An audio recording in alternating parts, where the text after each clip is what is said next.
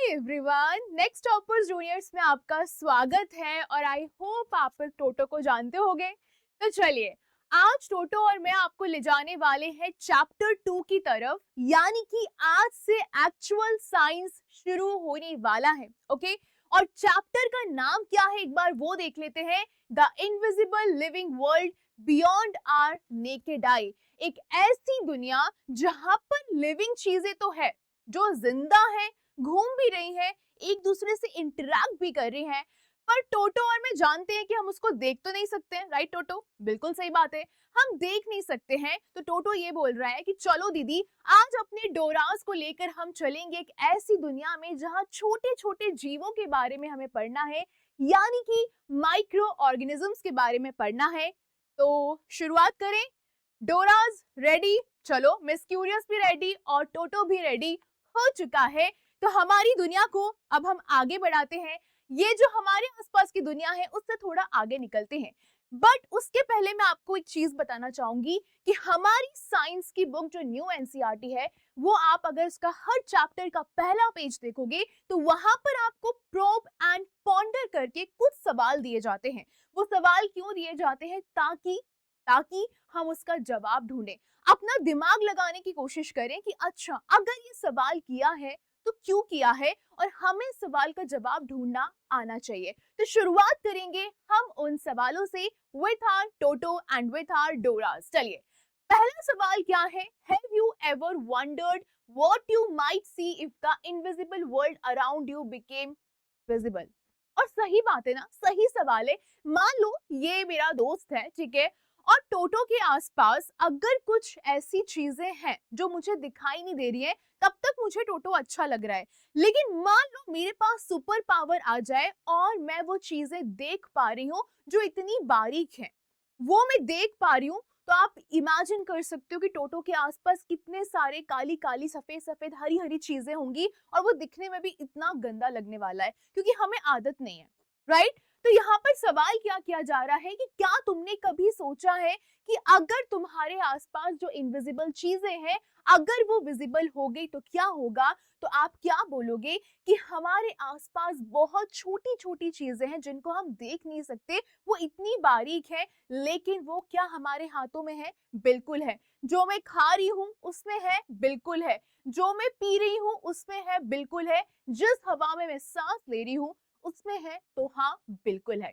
Right? अगर ये छोटी छोटी चीजें अगर सडनली मुझे दिखने लगेंगी, टोटो के ऊपर, मेरे हाथ के ऊपर, मेरे डोरास के ऊपर, तो क्या होगा? जो पूरी दुनिया है वो इतनी भीड़ भड़क्कम लगेगी ना कि यहाँ भी कुछ है, यहाँ भी कुछ है, मतलब आप कुछ देख ही नहीं पाओगे। आप जब भी अपनी आंखें खोलोगे, आपके सामने बस कुछ अंधेरी अंधेरी चीजें घूम रही होंगी, काली काली चीजें घूम रही होंगी, आपको समझ में नहीं आएगा कि एक्चुअली हो क्या रहा है हमारे आसपास। यानी कि हम लिविंग चीजें देख तो पाएंगे अपने आसपास, लेकिन अगर आपको ऐसा लग रहा है कि ठीक है चिल कर पाएंगे, तो ऐसा बिल्कुल भी पॉसिबल नहीं है, क्योंकि वो उतना ही डेंजरस हो सकता है हमारे लिए। क्वेश्चन नंबर 2 है, how do you think your observation of this hidden world might change the way you think about size, complexity और even what counts as living? देखो, सबसे पहली बात तो ये है कि हम जनरली क्या सोचते हैं, जो बड़ी चीजें होती हैं वो बहुत इंपॉर्टेंट होती हैं, जो छोटी चीजें होती हैं वो जरूरी नहीं होती है। ये हम इंसानों को लगता है कि ठीक है, हाथी इतना बड़ा है, हम डर जाते हैं, पर हाथी बहुत महत्वपूर्ण होगा ये भी हम सोचते हैं, इंपॉर्टेंट होगा ये हम सोचते हैं। पर जो बारीक चींटियां होती है, हमें क्या लगता है? हम बिल्कुल ध्यान भी नहीं देते, कुचल के भी चले जाते हैं। तो ये हमारी फितरत में होता है, हमको लगता है बड़ी चीजें इंपॉर्टेंट है और छोटी चीजें बहुत सिंपल होती हैं। लेकिन अगर आप इनविजिबल वर्ल्ड को देख लोगे, अगर आप उस दुनिया को निहार लोगे, एक बार समझ लोगे, तो आपको समझ में आएगा कि जो छोटी चीजें हैं, इसका मतलब ये नहीं है कि वो किसी काम की नहीं है, इसका मतलब ये नहीं है कि वो बस सिंपल सी चीजें हैं। जो छोटी छोटी बारीक बारीक चीजें हैं वो भी कॉम्प्लेक्स हो सकती हैं, और वो जीवित होती हैं, वो भी जिंदा होती है। जैसे कि एक छोटा सा मच्छर है, वो भले ही छोटा है पर जिंदा है। जब वो तुम्हारे कान में रात को भिनभिनाता है ना, तब तुम्हें चिढ़ मचती है ना, मतलब वो छोटे से इंसेक्ट की भी सुपर पावर है, वो एक बड़े इंसान को भी परेशान कर सकता है। बैक्टीरिया भी छोटे होते हैं लेकिन जिंदा होते हैं, बट वो तुमको बीमार भी कर सकते हैं, तुम्हारी हेल्प भी कर सकते हैं, डिपेंड करता है वो किस तरीके का बैक्टीरिया होता है। क्वेश्चन नंबर 3 है कि क्या तुमने कभी सोचा है कि ये जो टाइनी लिविंग बीइंग्स है वो एक दूसरे से कैसे इंटरैक्ट कर सकते हैं? मतलब इंसानों की तरह इंटरैक्ट करते हैं क्या, या फिर बस एवे ही है, बस घूम रहे हैं कि दुनिया में आ गए हैं तो जी लेते हैं, भैया क्या ही करना है। तो क्या है इस चीज का जवाब? जो छोटी छोटी चीजें होती हैं वो एक दूसरे की हेल्प करती हैं। जैसे इंसानों को बोला जाता है ना कि एक दूसरे के साथ मिलकर रहो, अच्छे से रहो, उसी प्रकार से ये छोटी चीजें भी एक दूसरे की हेल्प करती हैं। इनफैक्ट एक दूसरे से फाइट भी करती हैं और एक दूसरे पर डिपेंड भी रहती हैं। कुछ ह्यूमंस की हेल्प करते हैं और कुछ बीमारियां भी क्रिएट करते हैं, यानी कि ये भी एक कम्युनिटी में रहते हैं। कम्युनिटी में कैसे रहते हैं कि यारा दोस्ताना भी बना हुआ है, लड़ाई झगड़े भी हो रहे हैं, बट एक दूसरे पे डिपेंडेंट जरूर है। तो इस चीज का आंसर आपके सामने है। एक और चीज, अगर मैं आपको प्रोब एंड पॉन्डर के ये जो क्वेश्चंस आपको बता रही हूँ, इसके जो आंसर्स बता रही हूँ, आपको यहाँ से क्या सीखना है? आपको यहाँ से अपनी आंसर राइटिंग पर फोकस करना सीखना है कि अगर अंजलि दीदी ने हमें कोई आंसर दिया है, अगर मिस क्यूरियस ने हमको कोई आंसर बताया है, तो वी शुड नो कि हमको कैसी एक चीज को फॉलो करना है। हमें हमेशा आंसर वर्टिकल फॉर्मेट में लिखना है। हम पहले एक हेडिंग बनाएंगे, उसके नीचे एरो बना के पूरे अंदर पॉइंट्स लिखेंगे, फिर उसके नीचे एक और हेडिंग बनाएंगे और इस प्रकार से आप सारे आंसर्स को सॉल्व करते जाओगे। क्वेश्चन नंबर 4 में वो हमसे क्या कह रहा है कि देखो भैया, मैंने तुमसे 3 सवाल पूछ लिए हैं, अब तुम अपने मन के कोई भी सवाल शेयर कर सकते हो। तो देखो, तुम लोग को कमेंट में क्या करना है, तुम लोग को कमेंट में तुम्हारे दिमाग में क्या सवाल आ रहा है वो वहां पर मेंशन करना है। बट यहाँ पर मैं अपनी चीजें बता देती हूँ, जैसे कि ये जो जर्म्स आपने बोले हैं, ये जो कीटाणु बोले जाते हैं, डिटॉल की एड में जो आते हैं 99.99 जर्म्स को मारे, बट वो जो बचे हुए कुछ परसेंटेज में जर्म है वो रहते कहाँ पर है? ये सवाल तुम्हारे दिमाग में आना चाहिए। क्या ये सारे माइक्रोब्स हैं वो हार्मफुल रहते हैं? तो मैंने अभी आपको बताया नहीं, कुछ अच्छे भी होते हैं, कुछ बुरे होते हैं, तो सारे तो हार्मफुल नहीं होते हैं। Can tiny living things help plants? क्या वो छोटी छोटी चीजें पौधों की हेल्प कर सकती हैं? तो कर सकती हैं। बेसिकली मैं आपसे ये कह रही हूँ कि सवाल करना सीखो, सवालों को समझना सीखो और उनके जवाब देना सीखना है। ठीक है, चलिए अब यहां से हमारा मेन जो चैप्टर है वो शुरू होता है। क्या है हमारा पहला पॉइंट? पहला पॉइंट कहता है why we could not see the tiny world before. चलो समझो, पहला पॉइंट ये कह रहा है कि ठीक है, आपने इतना ज्ञान दे दिया, हमें बता दिया आपने कि ये होता है, वो होता है, फलाना होता है, पर ये क्या पहले के टाइम पे लोगों को पता था? अगर लोगों को नहीं पता था तो क्यों नहीं पता था, इसका जवाब हमें सबसे पहले चाहिए। तो इसका जवाब ये है कि पहले के टाइम पे नहीं किसी के मन में सवाल उठे। ठीक है, सवाल उठते हैं तभी हम उसके जवाब की खोज में निकलते हैं, राइट, एग्जैक्टली। तो यहाँ पर क्या हुआ, यहाँ पर इसका जवाब है कि ह्यूमन आई की लिमिटेशन।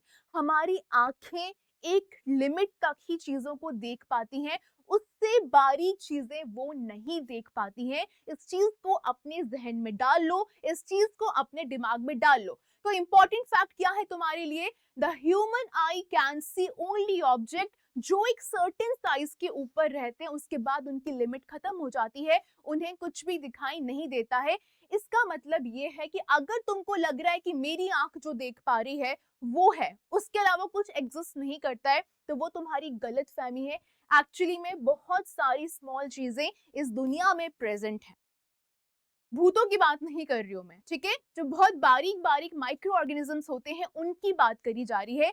माइक्रो माइक्रो बहुत छोटा ऑर्गेनिज्म, कोई जीवित चीज, कोई living thing. Okay, so micro organisms को हमने मिला दिया, बहुत बारीक छोटे टाइनी लिविंग बींग्स की बात करी जा रही है। लेकिन हमारी आंखें इतनी पावरफुल नहीं हो सकती कि वो उनको आसानी से देख सके, इसीलिए लंबे समय तक टाइनी ऑर्गेनिजम्स के बारे में किसी को भी नहीं पता था। क्या हम इतना समझ गए?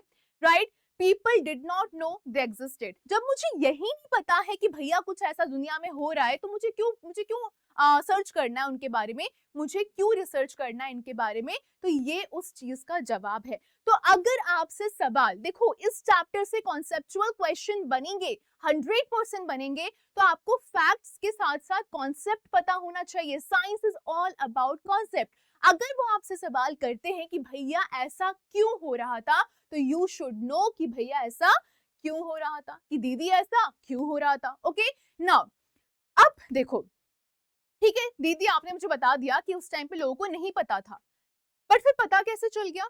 तो वहां पर एक खोज करी जाती है, वहां पर एक डिस्कवरी करी जाती है। किस चीज की? वहां पर डिस्कवरी करी जाती है लेंस की, जो कुछ ऐसा दिखाई देता है।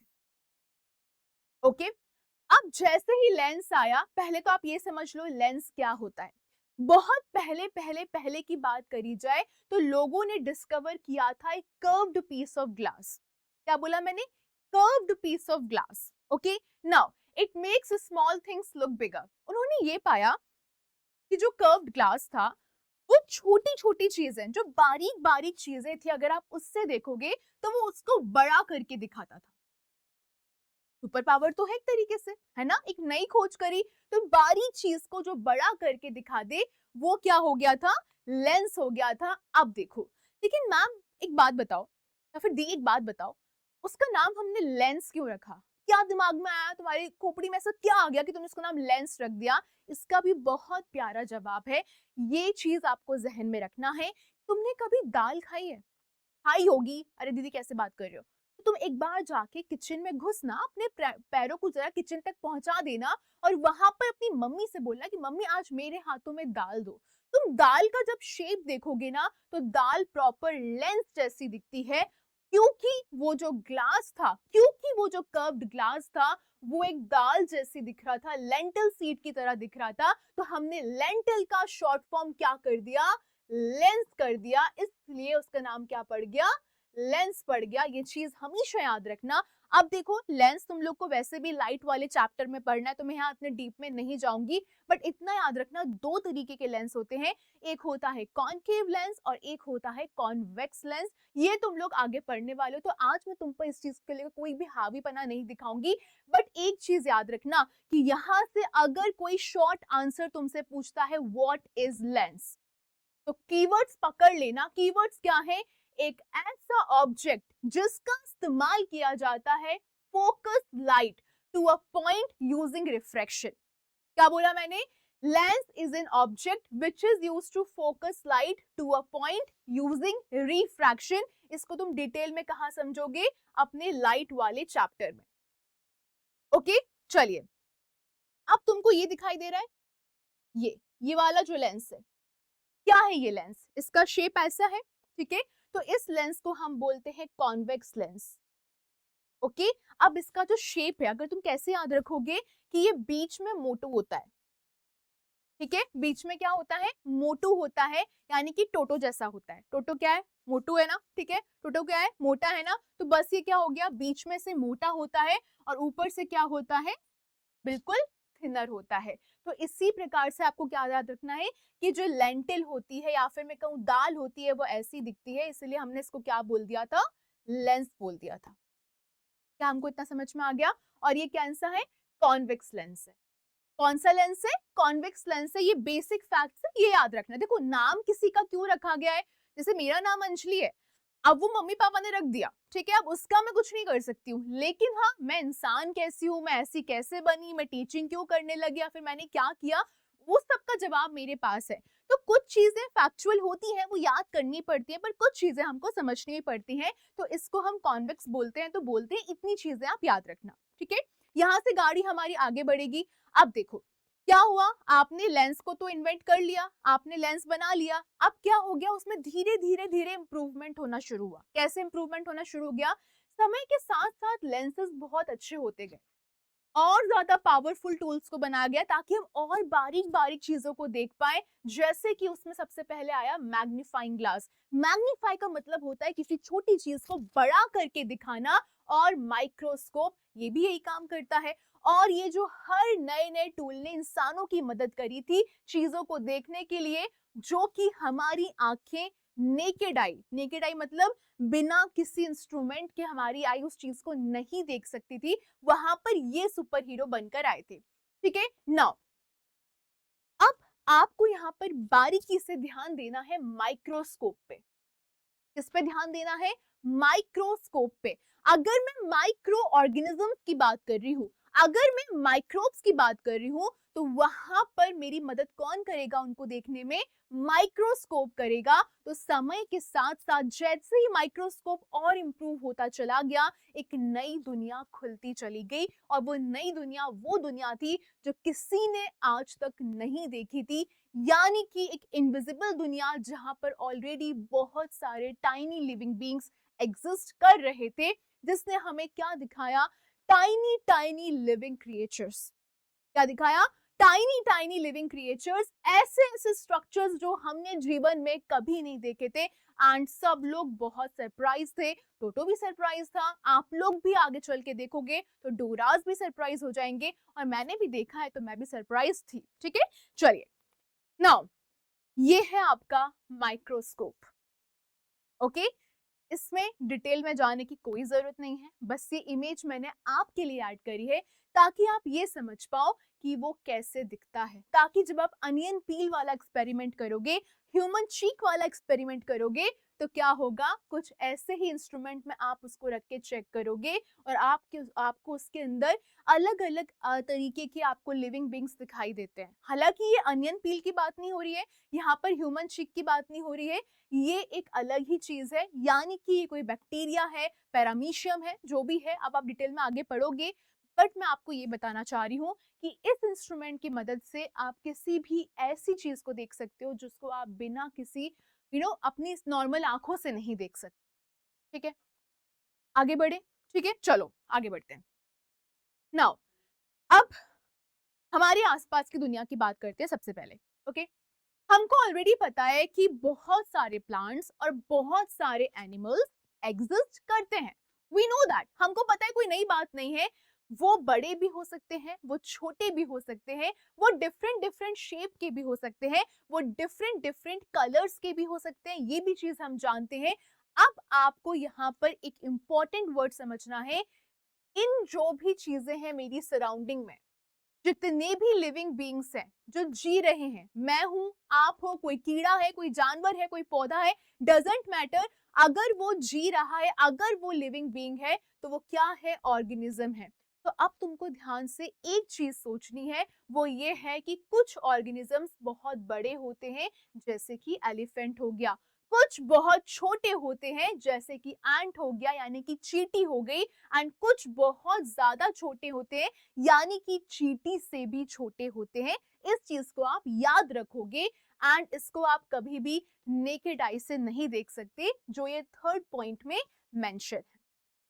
ये तो हमको पता है ना कि कुछ बहुत बड़े होते हैं, कुछ छोटे होते हैं, और कुछ छोटे से भी ज्यादा छोटे होते हैं। राइट नाउ अब ये आपके लिए सोचने के लिए एक सवाल है। क्या सवाल है? What is the smallest organism you can see without any tool? सही बात है, बहुत सही सब बात है। तुम लोग खुद सोचो ना। देखो देखो डोरास, एक बहुत सिंपल सी बात है।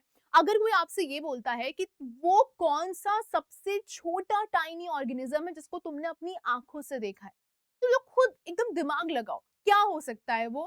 क्या वो एक चींटी हो सकती है? पर्सनली मैंने चींटी ही सबसे छोटी देखी है। तुमने भी वही देखा होगा, तुम में कोई सुपर पावर तो अलग से आ नहीं गई है, राइट? देन आता है मस्किटो, यानी कि यहाँ पर मच्छरों की बात करी जा रही है। क्या है? वो भी छोटे हैं। देन आते हैं टाइनी इंसेक्ट, लेकिन लेकिन माइक्रोब्स ये बोलते हैं कि भैया ऐसा है कि हम इनसे भी ज्यादा छोटे हैं, पर तुम्हारी नजरों में तो कतई नहीं आने वाले, तुम हमको तो बिल्कुल नहीं ढूंढने वाले, इन्होंने बोल दिया। अब यहाँ पर हम क्या करेंगे? एक चीज को समझेंगे, ग्लासेस को और मैग्नीफाइंग ग्लास को।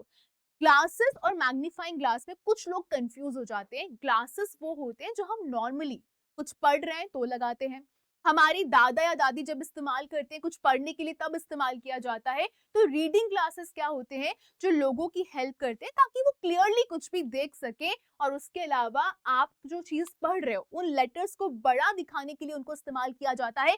लेकिन अगर मैं यहाँ पर मैग्नीफाइंग ग्लास की बात कर रही हूँ, तो ये स्मॉल ऑब्जेक्ट्स को बड़ा दिखाते हैं और हमको हर चीज डिटेल में देखने में हेल्प करते हैं, इस चीज को आप याद रखोगे। यानी कि अगर मैं आपसे ये बोल रही हूँ कि मुझे किसी छोटी चीज को बड़ा करके देखना है, वहां पर मैं साइंस के टर्म में मैग्नीफाइंग ग्लास का इस्तेमाल करूंगी।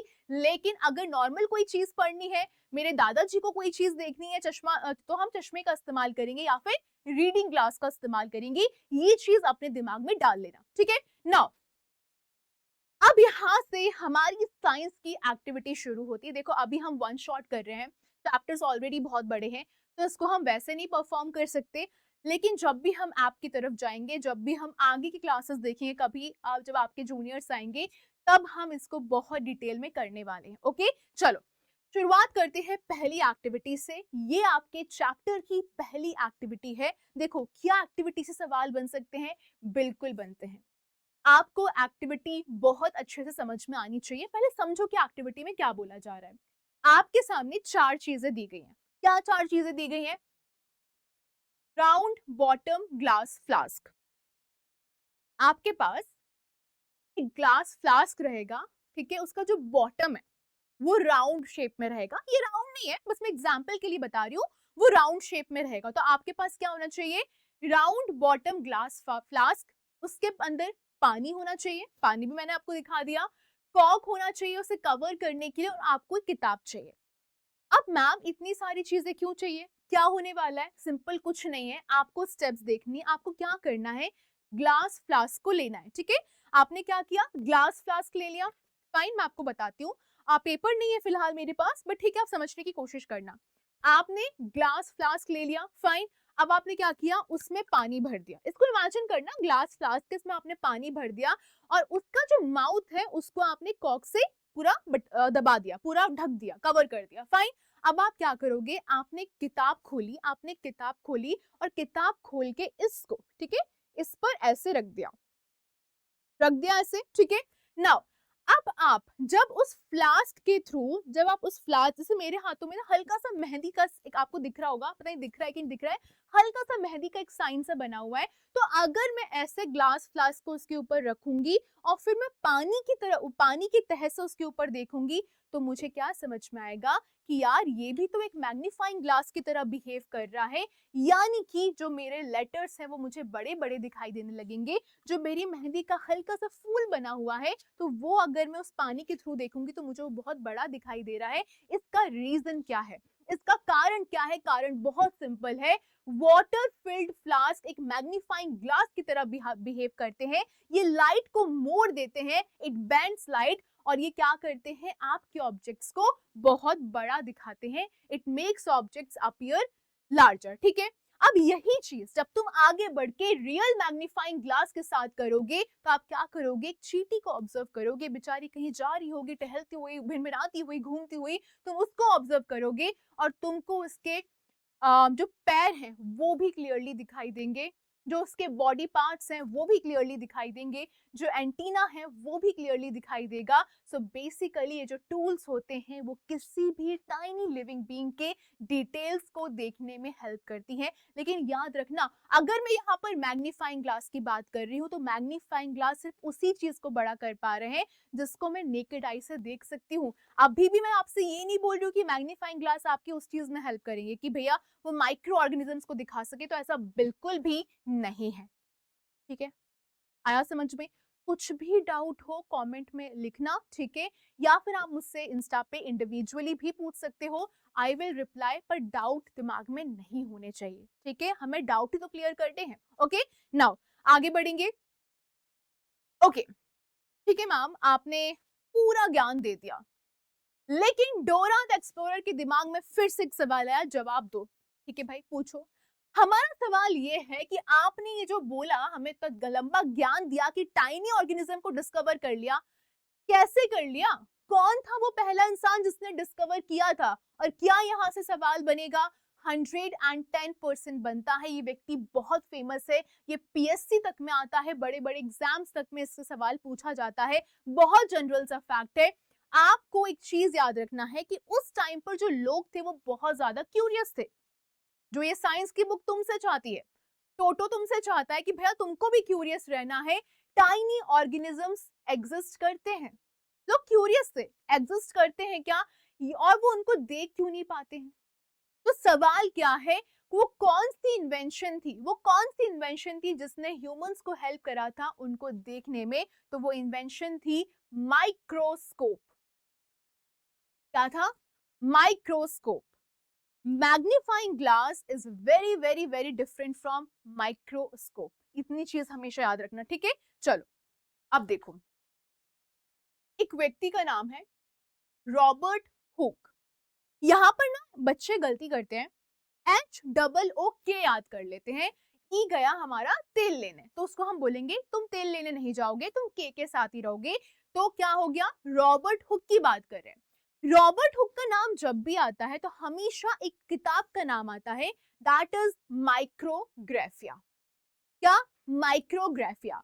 अब हम चलेंगे साल 1665 में। कौन सा साल? 1665 में चलेंगे, जब रॉबर्ट हुक ने पब्लिश करी थी एक बुक जिसका नाम था माइक्रोग्राफिया। तो पहला सवाल ये बनेगा, वो कौन सी बुक थी जिसको रॉबर्ट हुक ने इन्वेंट किया था या फिर पब्लिश किया था? तो आप बोलोगे माइक्रोग्राफिया। और उसने माइक्रोस्कोप का इस्तेमाल किया था। वो एक बहुत केयरफुल ऑब्जर्वर था, वो क्यूरियस रहता था किसी भी चीज के लिए, और एक बहुत अच्छा आर्टिस्ट था। तो ये है मिस्टर रॉबर्ट हुक। लड़कियों से भी ज्यादा सुंदर है भैया ये तो, इनसे तो कोई कंपटीशन ही नहीं है हमारा। और ये है उनकी बुक का पहला पन्ना, जिसमें आपको माइक्रोस्कोप भी दिख रहा है, और ये माइक्रोग्राफिया बुक का पहला पन्ना है, ठीक है?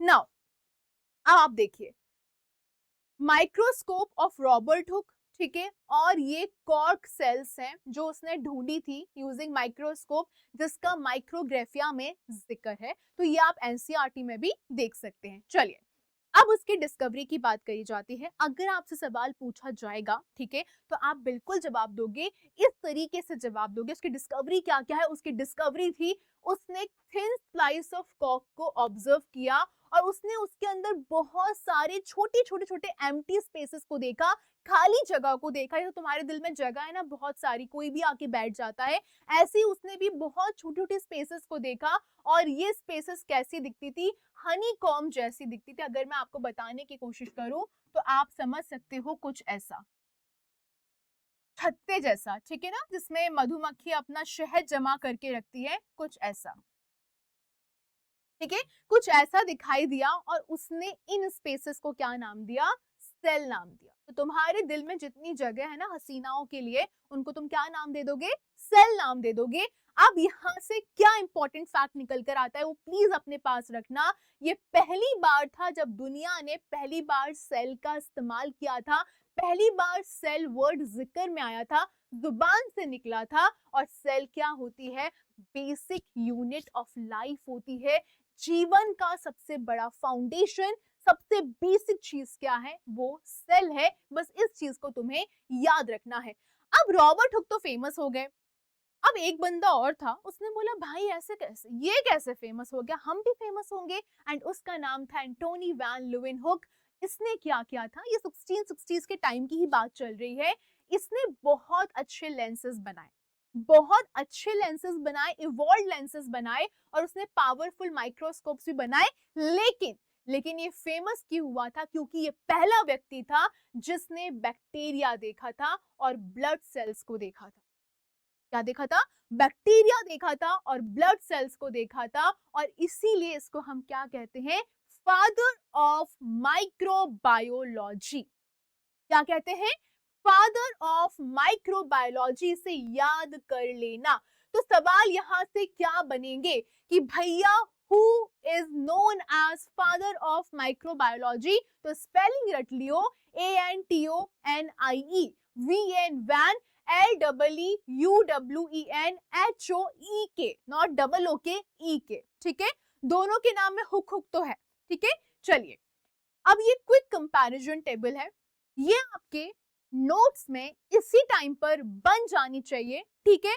तो पेन निकाल लो, कॉपी निकाल लो, एटलीस्ट इतना लिख लो, पूरा लिखने की जरूरत नहीं है। अगर रॉबर्ट हुक की बात करी जाएगी तो आपको पता होना चाहिए क्या कंट्रीब्यूशन है, सेल को डिस्कवर किया था। अगर एंटोनी की बात करी जाएगी तो पता होना चाहिए कि उसने क्या किया था, सबसे पहले जिंदा माइक्रोब देखा था, लिविंग माइक्रोब्स को देखा था।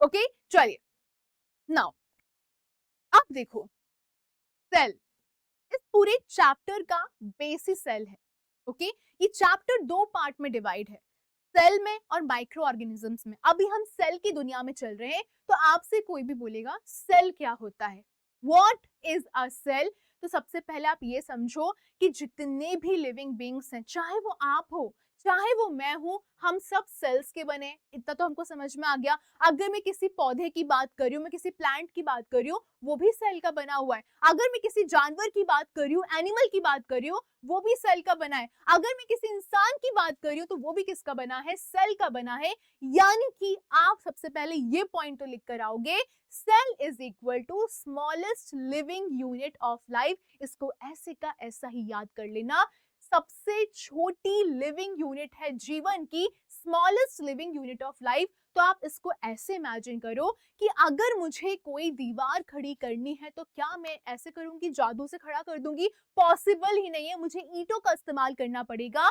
तो छोटी छोटी ईंटों का इस्तेमाल करके मैं एक बड़ी सी दीवार बना सकती हूँ। उसी तरीके से सेल्स रहती हैं, बारीक बारीक सेल्स को लगाया लगाया लगाया लगाया और एक इंसानी बॉडी बन जाती है, एक जानवर की बॉडी बन जाती है, एक प्लांट भी तैयार हो जाता है। That is why cell is the smallest living unit of life. Fine, चलिए, लेकिन मैम एक बात बताओ, क्या हम इनको अपनी आंखों से निहार सकते हैं? क्या हम इन सेल्स को अपनी आंखों से देख सकते हैं? टोटो ने सवाल किया था मुझसे और मैंने उसको ये बोला कि देखो ऐसा पॉसिबल नहीं है, सेल्स बहुत छोटी होती हैं, हम उनको नेकेड आई से कभी नहीं देख सकते। हमको किसकी जरूरत पड़ती है? माइक्रोस्कोप की, मैग्नीफाइंग ग्लास की नहीं, माइक्रोस्कोप की जरूरत पड़ती है। तो अगर मुझे सेल को समझना है तो मैं किसका इस्तेमाल करूंगी? माइक्रोस्कोप का इस्तेमाल करूंगी और उनके स्ट्रक्चर को समझूंगी। चलिए, अब आती है एक्टिविटी। ये activity I guess super super super important activity है आपके लिए, आपके फ्यूचर क्लासेस के लिए। तो इससे अपना अभी फाउंडेशन क्लियर कर लो ताकि बाद में दिक्कत नहीं होनी चाहिए। चलिए, अब इस एक्टिविटी में तुम्हें जाना पड़ेगा किचन की तरफ। ओके, क्या उठाओगे किचन से? प्याज।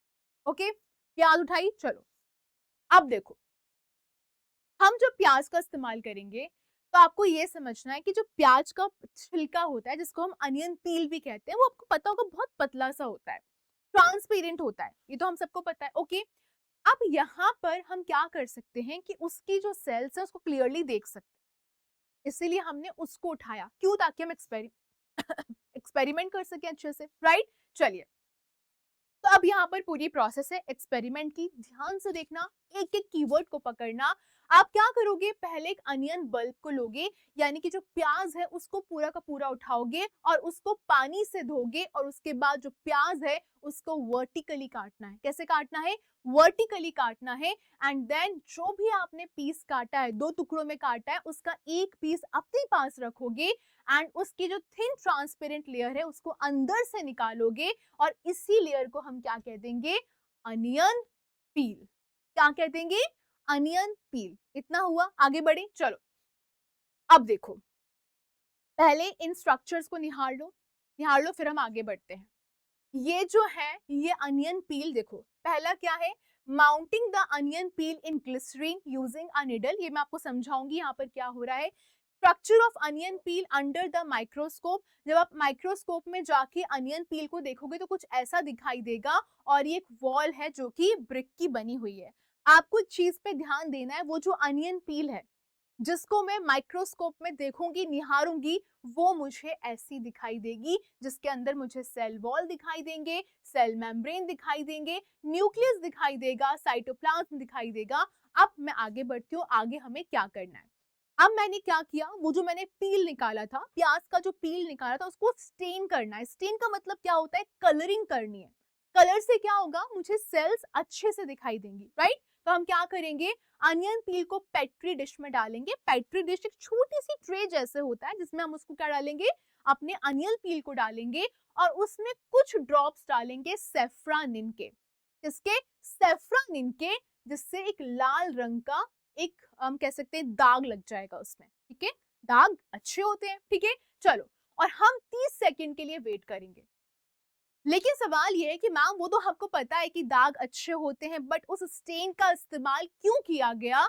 क्योंकि हमने क्या कहा था कि सेल्स कलरलेस होते हैं, उनका कोई कलर नहीं होता है और स्टेन क्या करते हैं, सेल्स को विजिबल कर देते हैं। जैसे वो लाल रंग आपको निखर के दिखाई देगा, इसलिए मैंने क्या बोला, इसलिए मैंने बोला कि आप किसका इस्तेमाल करोगे, सेफ्रॉन इनका इस्तेमाल करोगे। यहाँ से सवाल बनेगा, वो पूछेंगे आपसे कि अगर मुझे कलर दिखाना है तो मैं किसका इस्तेमाल करूंगा, किसका इस्तेमाल करूंगी, तो आप बोलोगे सेफ्रॉन इनका, जिससे कि रेड स्टेन आता है। आया समझ में इतना? ठीक है, चलिए नाउ अब हमें क्या करेंगे, जो हमारा पील है उसको पानी से धो देंगे, धो लिया पानी से, ठीक है। अब हम क्या करेंगे, आगे बढ़ेंगे और उसको बहुत प्यार से ग्लास स्लाइड के ऊपर रख देंगे, ठीक है, ढंग से रखा। नाउ अब हम उसमें एक ड्रॉप डालेंगे ग्लिसरीन का, किसका, ग्लिसरीन का एक ड्रॉप डालेंगे। बट वो क्यों डालेंगे हमें ये समझना है, क्योंकि आपने सुना होगा ना, जब भी कुछ लोग बोलते हैं, जब वो स्किन केयर की बात करते हैं तो कहते हैं कि रात को आपको ग्लिसरीन लगा के सोना चाहिए, उससे क्या रहती है, त्वचा चमकदार रहती है, चमकती है। और लगाना तो चाहिए, सुन लेना चाहिए, एक्चुअली चमकती है, ठीक है। तो ग्लिसरीन का इस्तेमाल वहां पर क्यों किया, ग्लिसरीन का इस्तेमाल वहां पर इसलिए किया क्योंकि वो सेल्स को सूखने से बचाती है, वो उसको मॉइस्ट देती है, मुलायम बनाती है, और वो हल्का सा गीला गीला रहता है तो उसको सूखने नहीं देता, और उससे हमें क्या होता है, क्लियर व्यू मिलता है। और फिर मैं क्या करूंगी, उसको बहुत प्यार से कवर कर दूंगी, एंड देन जो ब्लॉटिंग पेपर है, ब्लॉटिंग पेपर क्या करेगा, जो एक्स्ट्रा ग्लिसरीन रहता है उसको आसपास से पूरा साफ कर देगा, ताकि वो ज्यादा गंदा नहीं होगा। और उसके बाद मैं माइक्रोस्कोप के नीचे जाके जैसे ही अपने अनियन पील को ऑब्जर्व करूंगी, मुझे कुछ ऐसा दिखाई देगा। क्या हमको इतना समझ में आ गया, आ गया समझ में, ठीक है। चलो आगे बढ़े, ये इमेज बनाना, ठीक है, कुछ ऐसा दिखाई देगा, और ये आपको क्या दिखाई देगा, अनियन पील के अंदर के सेल्स दिखाई देंगे। ये सेल्स हैं और ये इसके अंदर क्या है, न्यूक्लियस, ठीक है। एक बार ड्रॉ करना है तो कर लो, 2 मिनट का टाइम देती हूँ मैं, 2 सेकंड का देती हूँ, चलो ठीक है, हो गया, फाइन। चलो आगे बढ़ते हैं। तो सवाल आपसे क्या पूछेंगे, सवाल वो ये पूछ सकता है, अगर मैं कॉन्सेप्ट की बेसिस की बात करूं कि ठीक है तुमने सारी एक्टिविटीज कर ली, अब तुम मुझे बताओ तुमने क्या क्या ऑब्जर्व किया, तुम क्या बोलोगे। फर्स्ट चीज जो मैंने ऑब्जर्व करी, वहां पर बहुत सारे रेक्टेंगुलर स्ट्रक्चर्स थे, रेक्टेंगुलर स्ट्रक्चर्स थे, और वो सब क्या थे, ऑनियन के सेल्स थे। और वो सेल्स क्या है, ब्रिक्स, जैसे कि एक वॉल बनाती है, उसी तरीके से सेल्स क्या करते हैं, एक लिविंग बॉडी बनाती है। इतना याद रखना। अब तुमको जो इधर दिख रहा है ना, इस पे ज्यादा ध्यान मत देना, ये बस सिंपल बस डाल दिया है दिखाने के लिए, क्योंकि ये बहुत हायर क्लासेस का है। तुम सिर्फ इस साइड नोटिस करना कि क्या लिखा हो, फाइन। नाउ अब कंक्लूजन निकालें। देखो अभी तक हमने क्या क्या पढ़ा है, जल्दी से रिवाइज करना मेरे साथ। पहला पॉइंट क्या है, पहला पॉइंट है जितने भी प्लांट्स हैं वो सेल्स के बने होते हैं। यस, समझ में आ गया। अब ये समझो कि अगर जितने भी प्लांट्स हैं वो सेल्स के बने होते हैं, तो जितने भी एनिमल्स हैं वो किसके बने होते हैं। अगर मैं पौधों की बात कर रही हूँ कि वो सेल्स के बने हैं, तो एनिमल्स किसके बने होते, तुम बोलोगे कि मैम आपने पहले ही हमें कह दिया था कि अगर plants are made up of cells, if plants are made up of cells, then obvious सी बात है कि एनिमल भी किसके बने होंगे, सेल्स के बने होंगे। अगर एनिमल सेल्स के बने हैं, प्लांट सेल्स के बने हैं, तो फिर इंसान किसके बने होंगे, तो वो भी सेल्स के बने होंगे। ओके चलिए, तो अगर मैंने प्लांट्स सेल के बने हैं, इसको प्रूव करने के लिए अनियन पील वाला एक्सपेरिमेंट कर लिया, तो फिर जो एनिमल सेल्स के बने हैं या फिर इंसान सेल्स के बने हैं, इसके लिए कोई एक्सपेरिमेंट नहीं करेंगे। तो इसके लिए अब हम क्या करेंगे, हमारे जो चीक के सेल्स होते हैं उसके अंदर से हम उसको निकालेंगे, स्किन को हल्का सा निकालेंगे, एंड देन क्या करेंगे, उसको टेस्ट करेंगे। अब इसमें क्या करना है, थोड़ा टीचर के गाइडेंस में करना, जब एक्चुअल में जाके करोगे, बट अभी थोड़ा समझ लो कि यहाँ पर क्या हो रहा है। देखो हमें क्या करना है, सबसे पहले पानी के इस्तेमाल करके अपना मुंह धोना है, ठीक है, पूरा क्लियर कर लिया अंदर का, ठीक है, जिसे हम हिंदी में कहते हैं कुल्ला करना, ठीक है, करके थूक दिया, ओके राइट। तो हम क्या करेंगे, क्लीन वाटर से अपना मुंह धो लेंगे। अब एक क्लीन टूथपिक निकालेंगे और क्लीन टूथपिक से क्या करेंगे, बहुत जेंटली, बहुत प्यार से अपने चीक का जो अंदर का पार्ट है, ये वाला जो पार्ट है उसको स्क्रैप करेंगे, ठीक है, स्क्रैप कर। टीचर के गाइडेंस में करना होशियारो, डोरा द एक्सप्लोरर, ज्यादा एक्सप्लोर करने मत चले जाओ ना, वरना बोलोगे क्या तुम्हें मेरे चीक सेल्स दिखाई दे रहे हैं, और फिर मैं बोलूंगी नहीं दिखाई दे रहे हैं, ब्लीडिंग हो रही है। तो ये सब हरकतें मत करना, ठीक है। बस एक्सपेरिमेंट में तुम्हें समझाने की कोशिश कर रही हूँ। Gently scrap inside of your cheek, okay. अब आप क्या करोगे, जो भी मटेरियल निकला है उसको ग्लास स्लाइड में रखोगे, और वहां पर आप क्या करोगे, 1 ड्रॉप ऑफ वाटर डालोगे और उसको स्प्रेड कर दोगे, फैला दोगे। एंड फिर से हम क्या करेंगे, स्टेनिंग करेंगे। स्टेनिंग क्या होती है मैं आपको समझा चुकी हूँ। तो आप क्या करोगे, यहाँ पर सैफरन ऐड नहीं करना है, यहाँ पर मिथिलीन ब्लू ऐड करना, याद रखना, ठीक है। देखो, एक होगी एनिमल सेल, एक होगी प्लांट सेल। प्लांट में मैम आपने कहा था कि हमको सेफ्रोनिन का इस्तेमाल करना है, ठीक है, हमने कर लिया। लेकिन एनिमल की बात करी जाएगी, या फिर हमारे चीक की बात करी जाएगी, या फिर इंसानों की बात करी जाएगी, तो हम मिथिलीन ब्लू का इस्तेमाल करेंगे, क्योंकि हम चाहते हैं कि ब्लू स्टेन आएगा, और फिर 1 मिनट के लिए वेट करेंगे। लेकिन स्टेन का इस्तेमाल क्यों किया गया, ताकि सेल का कलर क्लियर हो जाए, हमको समझ में आ जाए कि ये सेल ही है, और वो क्या करेगा, आपके कॉन्ट्रास्ट को इंक्रीज करेगा, वो निखर कर सामने दिखाई देगा, ठीक है। तो आपको 2 फैक्ट याद रखने हैं कि सैफरनिन का इस्तेमाल कहाँ होगा और मिथाइलिन ब्लू का इस्तेमाल कहाँ पर होगा, ठीक है। चलिए, अब हम क्या करेंगे, वापस से 1 ड्रॉप ऑफ ग्लिसरीन को ऐड करेंगे और प्लेस करेंगे कवर स्लिप को बहुत केयरफुली, एक्स्ट्रा ग्लिसरीन को हटा देंगे और माइक्रोस्कोप में जाकर ऑब्जर्व, ठीक है। और जैसे हम ऑब्जर्व करेंगे हमें कुछ ऐसा दिखाई देगा, और ये काफी अलग है प्लांट सेल से, ये काफी ज्यादा अलग है प्लांट सेल से। ये हो गया सेल मेम्ब्रेन, ये हो गया साइटोप्लाज्म, और ये हो गया न्यूक्लियस, ठीक है। इतना हुआ, समझ में आया। चलो, तो अब आपने यहाँ पर क्या क्या ऑब्जर्व किया, उस इमेज को याद करना जो हमने कुछ सेकंड्स पहले देखी थी, कि पॉलीगन शेप्ड सेल होता है और इसी को हम चीक सेल कहते हैं, और ये आपके माउथ की इनर लाइनिंग को फॉर्म कर, ये चीज आपके दिमाग में घुस जानी चाहिए। फाइन। नाउ अब ये कंपैरिजन है अनियन सेल का और चीक सेल का। क्या करना है, अगेन इसी वक्त अभी के अभी अपनी कॉपी में इसको नोट डाउन करना है। ये इसके सारे फीचर हैं, ये अनियन सेल और यहाँ पर चीक सेल है। एक बार मैं आपके लिए रीड कर देती हूँ। अगर टाइप की बात करी जा रही है तो ये प्लांट सेल हो गया, ये एनिमल सेल हो गया।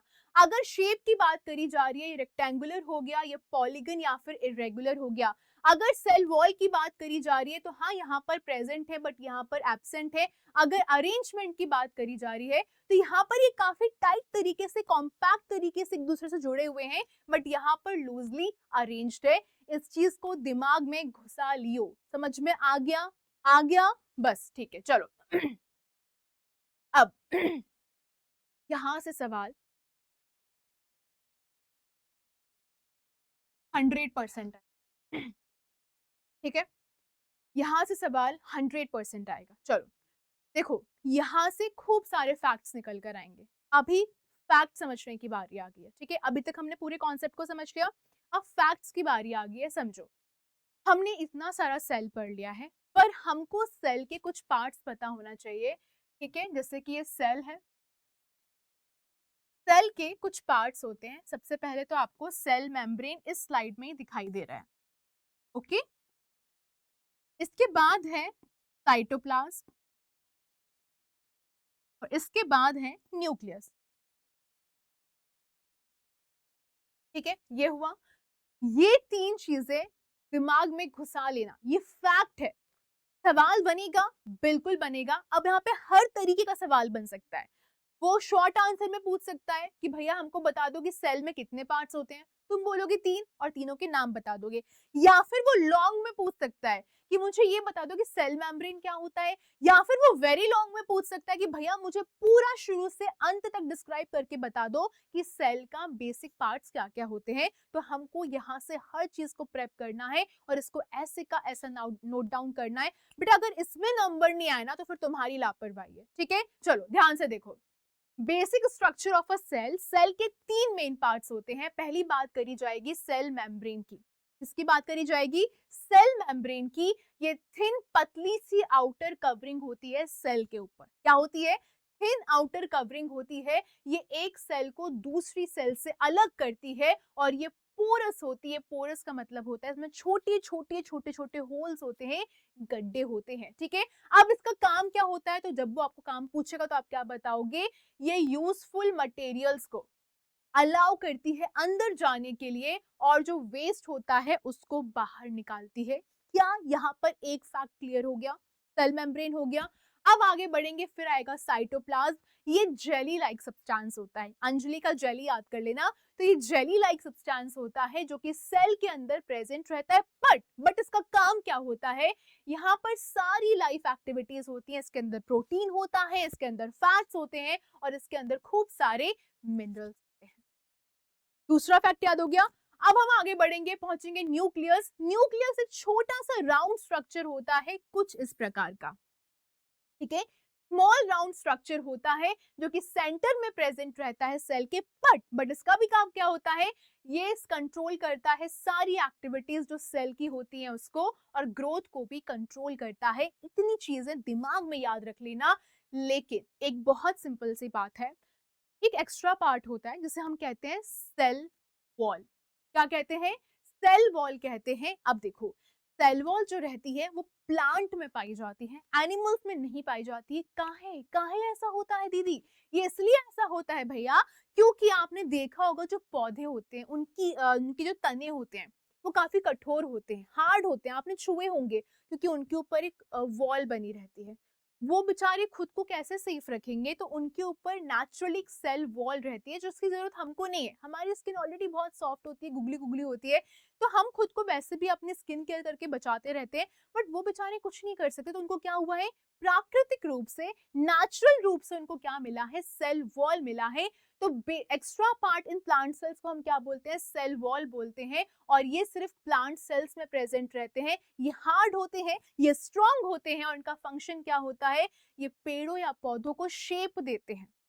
क्या देते हैं, शेप देते हैं, ये स्ट्रेंथ देते हैं और ये प्लांट सेल्स को फर्म बनाते हैं, मजबूत बनाते हैं। क्या ये इंपॉर्टेंट है, ये वेरी वेरी इंपॉर्टेंट है, याद कर लेना, ठीक है। ठीक है, आगे बढ़े, चलो। अब आता है प्लास्टिड।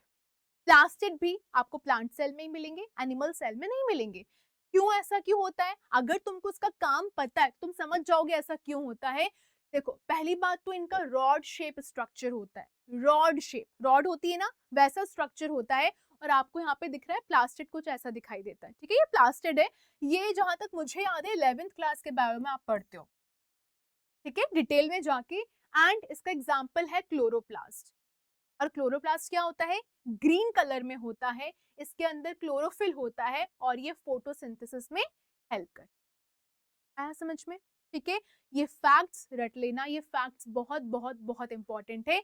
अब हम आगे बढ़ते हैं, यहाँ से सेल वॉल हमने ऑलरेडी कर लिया है, स्टिल हम एक बार और याद कर लेते हैं। सेल वॉल की अगर बात करी जाए, ये लार्ज एम्प्टी स्पेस होते हैं प्लांट सेल में, ठीक है। और ये स्मॉल और absent in animal cells. Fine, चलो।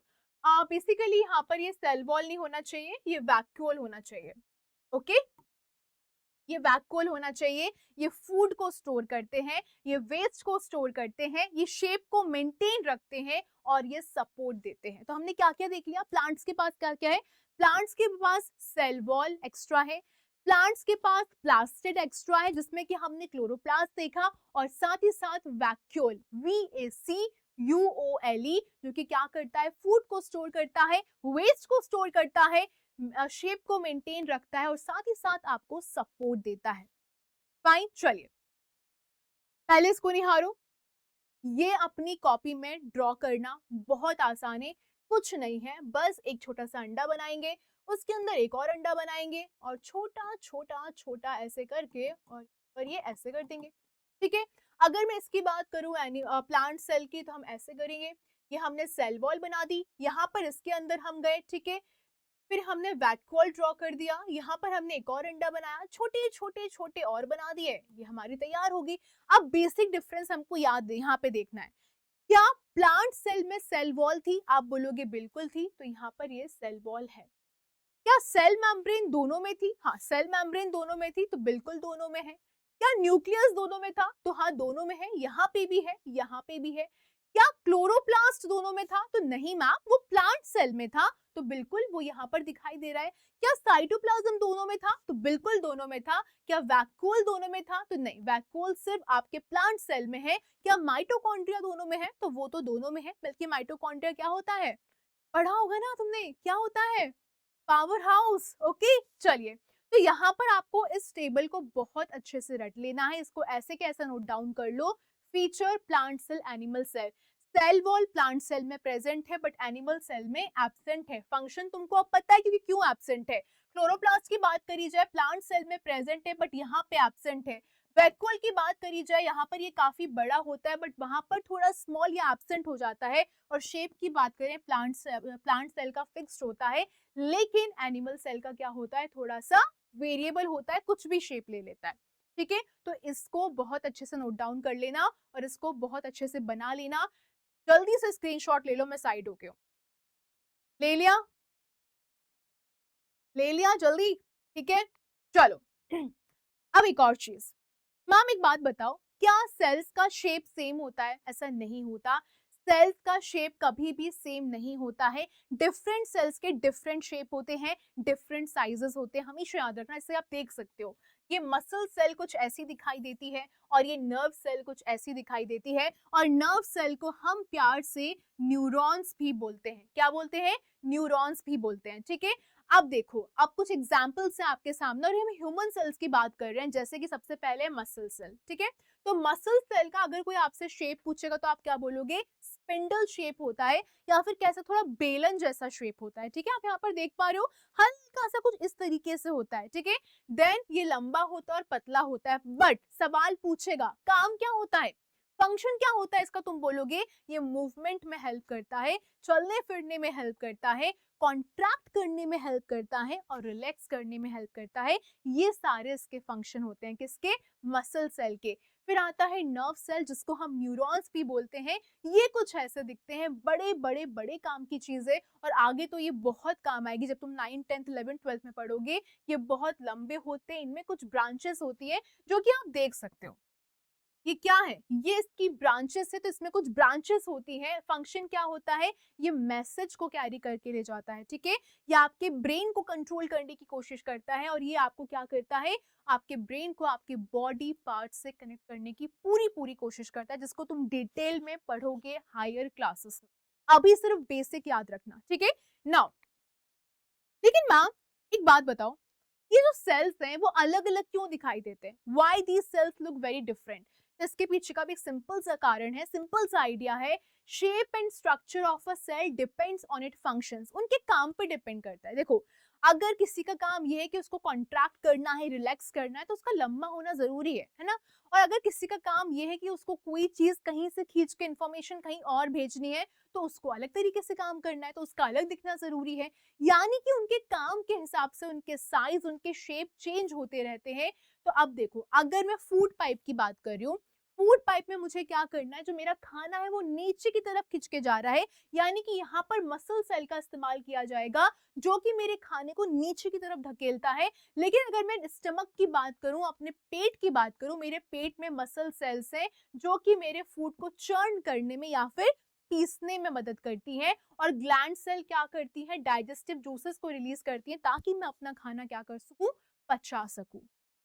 हर सेल का अपना काम है, अपना शेप है, और वो बिल्कुल ईमानदारी से अपना काम करती है। ठीक है, नाउ तो हमें क्या समझ में आया? जितनी भी सेल है, कितनी भी सेल है, रंग बिरंगी सेल है, अलग अलग शेप में सेल्स है, कोई फर्क नहीं पड़ता, बट वो साथ में काम करती है, स्पेसिफिक अपना अपना फंक्शन परफॉर्म करती है और हमारी बॉडी को जिंदा रखती है। इस चीज को अपने दिमाग में रख लेना, याद कर लेना। ठीक है, तो चलिए जल्दी से रिवाइज करो, जल्दी से मेरे साथ। हमारा फाइनल कंक्लूजन क्या निकल कर आता है? Cell is the basic unit of life. बिल्कुल याद हो गया। सेल्स कॉम्प्लेक्स होती हैं लेकिन सिंपल नहीं होती हैं। डिफरेंट सेल्स की बात करी जाए, डिफरेंट सेल्स के डिफरेंट डिफरेंट शेप्स होते हैं और ये डिफरेंट डिफरेंट काम करती हैं। और टुगेदर टुगेदर वो क्या करती हैं? टिश्यूज बनाती हैं, ऑर्गन्स बनाती हैं और बॉडी बनाती हैं। और हमारा अगला टॉपिक यही है कि ये जो ह्यूमन बॉडी है, जो तुम्हारे सामने एक बॉडी दिखाई दे रही है, तुम्हारी जो बॉडी वो एक्चुअली बनी कैसे थी, तो अब हम वो पढ़ने वाले हैं। तो जल्दी से यहाँ पर आप पहले ये देख लो कि यहाँ पर क्या हो रहा है, और यहाँ से सवाल बनेगा क्या दीदी? अगेन दीदी इज सेइंग 100% बनेगा। ओके, क्या सवाल है? What are the levels of organization? Levels of organization in the body of a living organism. जैसे कि बड़ी बिल्डिंग खड़ी करनी होती है, तो क्या वो डायरेक्ट खड़ी हो जाती है? नहीं, पहले आप एक ईंट रखोगे, वो ईंट एक दीवार में बनेगी, दीवार एक कमरे में बनेगी, कमरे से फ्लोर बनेंगे, फ्लोर से एक बिल्डिंग बनेगी।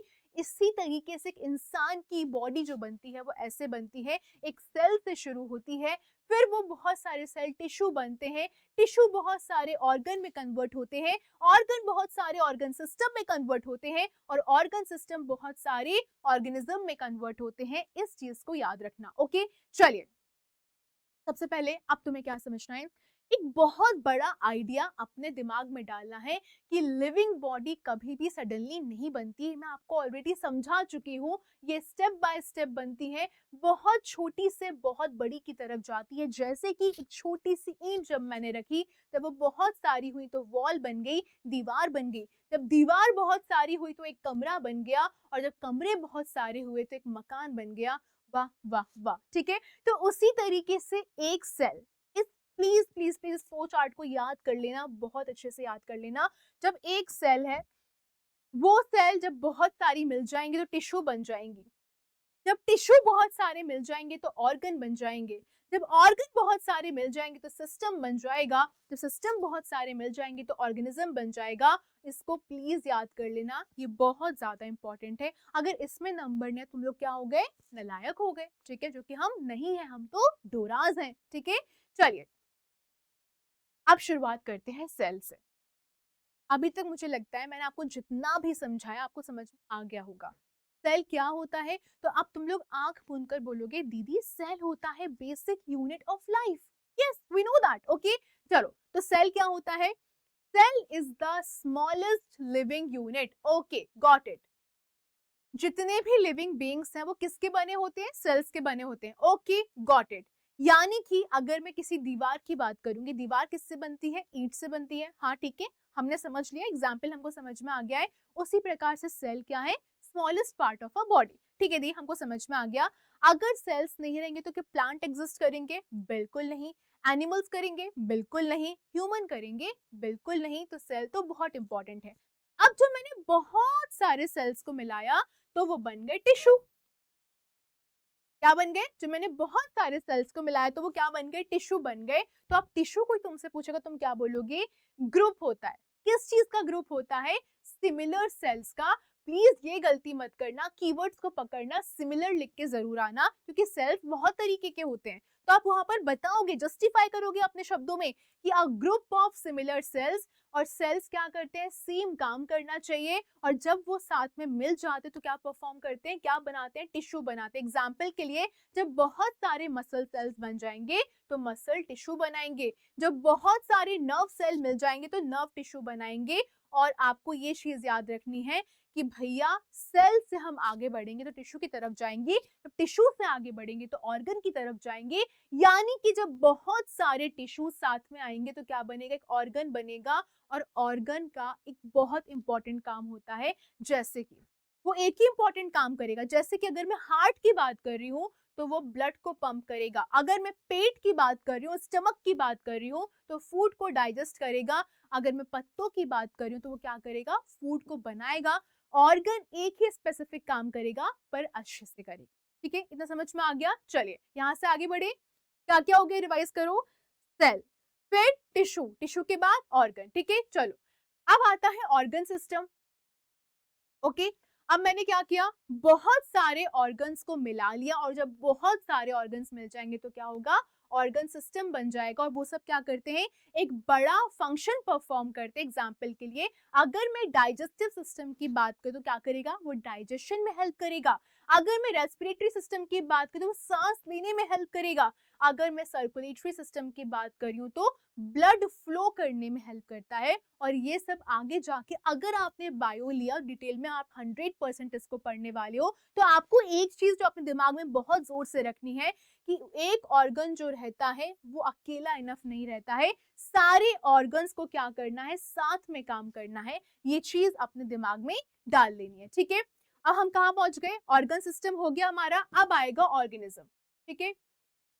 सारे ऑर्गन सिस्टम्स जब साथ में आ जाएंगे तो वो क्या बन जाएंगे, एक ऑर्गेनिज्म बन जाएगा जिसके बारे में हम पढ़ रहे हैं, ठीक है। Now from one complete living body, अब इसका एक अपन बनाते हैं चार्ट। सेल, ठीक है, फिर क्या हुआ, टिश्यूज, फिर क्या हुआ, ऑर्गन्स, ऑर्गन्स के बाद क्या हुआ, ऑर्गन सिस्टम, एंड देन क्या हुआ, ऑर्गेनिज्म। इस फ्लो चार्ट को बिल्कुल नोट डाउन कर लेना और ये आपको याद होना चाहिए। और क्या यहाँ से सवाल बनेगा, बिल्कुल बिल्कुल बनेगा। एग्जाम्पल के लिए एक प्लांट वो भी ऐसे बनता है, एक डॉग वो भी ऐसे ही बनता है, और एक ह्यूमन वो भी ऐसे ही बनता है। ओके, चलिए रिवाइज करो। मोस्ट इंपॉर्टेंट एग्जाम लाइन है ये, सेल, सेल के बाद टिश्यू, टिश्यू के बाद ऑर्गन, ऑर्गन के बाद बोलो जल्दी बोलो, ऑर्गन सिस्टम्स, ऑर्गन सिस्टम्स के बाद ऑर्गेनिज्म हो गया। और इसको प्लीज बार बार रीड करना। सबसे पहले हमने लिखा सेल, सेल के बाद गए हम टिश्यू पे, टिश्यू के बाद गए हम ऑर्गन पे, देन आया ऑर्गन सिस्टम, और फिर क्या आ जाएगा, ऑर्गेनिज्म आ गया। इस डायग्राम को याद कर लिया तो लाइफ झिंगालाला। और इसका प्लीज स्क्रीनशॉट ले लेना, ठीक है, ताकि विजुअलाइज कर पाओ कि मैं क्या कहना चाह रही हूँ। Fine, now Why are levels of organization important? ये बहुत सही क्वेश्चन है कि आपने हमको लेवल ऑफ ऑर्गेनाइजेशन पढ़ा तो दिया, पर ये इतना जरूरी क्यों है। ये जरूरी इसलिए है क्योंकि ये हमको ये बताता है कि हमारी बॉडी एक्चुअली बनी कैसे, कैसे ये जो स्मॉल पार्ट्स रहते हैं वो साथ में काम करके बॉडी को चला सकते हैं। तो आपको सिंपल सी चीज याद रखनी है कि एक सिंपल सा सेल जुड़ जुड़ के कैसे कॉम्प्लेक्स लाइफ बना सकता है। यानी कि स्मॉल सेल्स जब जुड़ के आगे बढ़ती है तो वो क्या करती है, एक बड़ी सी लिविंग बीइंग में कन्वर्ट हो जाती है। ओके, चलिए अब यहाँ पे ये ना बहुत जरूरी फैक्ट है। ये क्या यहाँ सवाल बनेगा, सवाल का तो पता नहीं, पर कॉन्सेप्ट बहुत क्लियर होना चाहिए। सवाल के चांसेस बहुत कम है यहाँ से। बहुत इंपॉर्टेंट कॉन्सेप्ट क्या है, every complex living organism starts life as one single cell. कोई भी अगर मैं लिविंग ऑर्गेनिज्म की बात कर रही हूँ, वो अपना जीवन कैसे शुरू करता है, एक सिंगल सेल से शुरू करता है, जिसको हम क्या कहते हैं, एग कहते हैं, ठीक है। तो अगर मैं इस सिंगल सेल की बात कर रही हूँ आपसे, जिसको हम एग कहते हैं, तो उसमें क्या होता है, वो अपने आप को बहुत सारे पार्ट्स में डिवाइड करता जाता है और बहुत सारे सेल्स को फॉर्म करता है, और फाइनली क्या होता है, एक फुल ऑर्गेनिज्म बन जाता है। इस कॉन्सेप्ट को रट लेना, याद कर लेना। Okay, now moving on.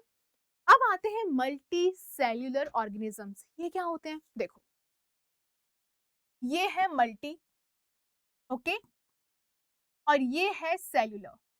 Okay, cellular का मतलब होता है सेल और मल्टी का मतलब होता है मैनी। तो इसका मतलब क्या हो गया, मल्टी का मतलब होता है बहुत सारे और इसका मतलब होता है सेल्स। यानी कि ऐसे ऑर्गेनिजम्स जो बहुत सारे सेल्स के बने हुए थे, जिसे हम क्या कहते हैं, मल्टी सेल्यूलर ऑर्गेनिजम्स कहते हैं। एग्जाम्पल के लिए हम ह्यूमंस, हमारे अंदर बहुत सारे सेल्स हैं। एनिमल्स की बात करी जाए बहुत सारे सेल्स हैं, प्लांट्स की बात करी जाए बहुत सारे सेल्स हैं। और आपने अगर कभी सुना हो कि दुनिया में एक सबसे बड़ा सेल है, तो वो सेल क्या है, एक अंडा है। पर किस चीज का अंडा है, देखो एक होता है yolk of an ostrich egg, ठीक है। तो आपको इस फिगर में दिख रहा हो कितना बड़ा है, ये दुनिया का सबसे बड़ा सेल है। तो अगर सवाल आता है तो आप इसका जवाब कुछ इस प्रकार से दोगे, इसका साइज है 130 mm से 170 mm तक। फाइन, चले आगे बढ़े, चलो अब ये एक्स्ट्रा इन्फॉर्मेशन है आपकी बुक से निकाली है, तो एक बार इसको रीड करेंगे, आगे बढ़ेंगे। इसमें जो अंडा रहता है फिर सेल रहता है, इसमें शेल होता है। वो शेल क्यों होता है, प्रोटेक्शन के लिए होता है, उसको बचाने के लिए होता है। और व्हाइट लिक्विड होता है जो कि सेल के लिए खाने की तरह होता है, फूड की तरह होता है, और ये पार्ट्स जो रहते हैं वो सेल नहीं होते हैं, लेकिन वो सेल को सेफली ग्रो करने में हेल्प करते हैं। बस सिंपल सा इतना फंडा था और कुछ भी नहीं था यहाँ पे। फाइन, चलिए, तो हमारी समरी आ चुकी है। इसको बहुत आराम से पढ़ना, बहुत आराम से रीड करना, फिर हम क्या करेंगे, आगे के टॉपिक पे बढ़ेंगे। ओके, चैप्टर बहुत बड़ा है आई नो, बट हमें खत्म तो करना पड़ेगा। ठीक है, चलो। Cell is the basic unit of life. ठीक है मैम, आ गया। सिमिलर सेल्स टिश्यू फॉर्म करते हैं, बिल्कुल आ गया। टिश्यूज ऑर्गन्स फॉर्म करते हैं, बिल्कुल समझ में आ गया। ऑर्गन्स ऑर्गन सिस्टम्स को फॉर्म करते हैं, बिल्कुल समझ में आ गया। सारे सिस्टम्स एक ऑर्गेनिज्म को फॉर्म करते हैं, बिल्कुल समझ में आ गया। क्या आपका जीवन एक सेल से शुरू होता है? बिल्कुल शुरू होता है। और जब वो बहुत सारे सेल से ऑर्गेनिज्म बनता है तो उसको हम क्या कहते हैं? मल्टी सेल्यूलर कहते हैं, जिसका एग्जाम्पल क्या हो गया? ह्यूमंस हो गए। ह्यूमंस के अंदर बहुत सारे सेल्स होते हैं। प्लांट्स हो गए, प्लांट्स के अंदर बहुत सारे सेल्स होते हैं। और एनिमल्स हो गए, एनिमल्स के अंदर भी बहुत सारे सेल्स होते हैं। ठीक है, चले आगे बढ़े। चलो, आपके चैप्टर का एक पार्ट खत्म हो गया है। एक पार्ट खत्म हो गया है। ओके, अब हम चलते हैं माइक्रो ऑर्गेनिजम्स की दुनिया में। थोड़ा ब्रेक लेना है, 1 सेकेंड का, 1 मिनट का। ठीक है, चलिए। ओके, चलो, रेडी? हो गया यार, 1 मिनट का ब्रेक हो गया है। चलो, माइक्रो ऑर्गेनिजम्स क्या होते हैं, अब बहुत सरल भाषा में पढ़ेंगे। सबसे पहले तो आप ये समझो, कुछ लिविंग ऑर्गेनिजम्स बहुत बहुत बहुत छोटे होते हैं। वो इतने छोटे होते हैं कि हम उनको अपनी आंखों से भी नहीं देख सकते। हाँ ठीक है, हम समझ गए, आगे बढ़ो। और इन्हीं टाइनी लिविंग बींग्स को हम क्या कहते हैं? माइक्रो ऑर्गेनिजम्स कहते हैं। क्या हमने रिवाइज कर लिया? अभी तक हमने इसको बहुत बार पढ़ चुका है, बिल्कुल रिवाइज कर लिया। ओके, नाउ अब आप एक बात बताओ दी कि माइक्रो ऑर्गेनिज्म का मतलब क्या होता है? माइक्रो का मतलब होता है बहुत बहुत छोटा होना, और ऑर्गेनिज्म का मतलब होता है लिविंग बीइंग। यानी कि माइक्रो ऑर्गेनिज्म बहुत छोटे, वेरी स्मॉल लिविंग बीइंग्स को कहा जाता है, और इनको हम माइक्रोब्स भी कहते हैं। क्या कहते हैं? माइक्रोब्स भी कहते हैं। अब क्या हम इनको अपनी आंखों से देख सकते हैं? तो मैंने कितनी बार समझाया, नहीं देख सकते। वो बहुत बहुत छोटे होते हैं, हमारी आंखों से हम उनको नहीं देख सकते। हमको हमेशा किसकी जरूरत पड़ेगी? माइक्रोस्कोप की। माइक्रोस्कोप को मैग्नीफाइंग ग्लास से कंफ्यूज मत करना। हमको जो एकदम टाइनी लिविंग बींग्स रहते हैं जिसको आप देख नहीं सकते, उसके लिए हमें किसकी जरूरत पड़ती है? माइक्रोस्कोप की जरूरत पड़ती है। ठीक है, चलिए। नाउ सवाल बहुत अच्छा है। एक बात बताओ, जो ये माइक्रो ऑर्गेनिजम्स रहते हैं इनमें कितने सेल्स होते हैं? आपने हमको एनिमल्स का बता दिया, प्लांट्स का बता दिया, किस किस का बता दिया, बट इनका तो बताओ, इनमें कितने सेल्स होते हैं? तो आप एक चीज समझना, ये दो तरीके के होते हैं। एक होता है यूनी सेल्यूलर। ओके, अब तुमको पता है कि सेल्यूलर का मतलब क्या होता है? सेल होता है। लेकिन यूनी का मतलब क्या होता है? यूनी का मतलब होता है वन। यानी कि यूनी सेल्यूलर माइक्रो ऑर्गेनिजम्स जो कि सिर्फ एक सेल के बने होते हैं, that one cell does all work.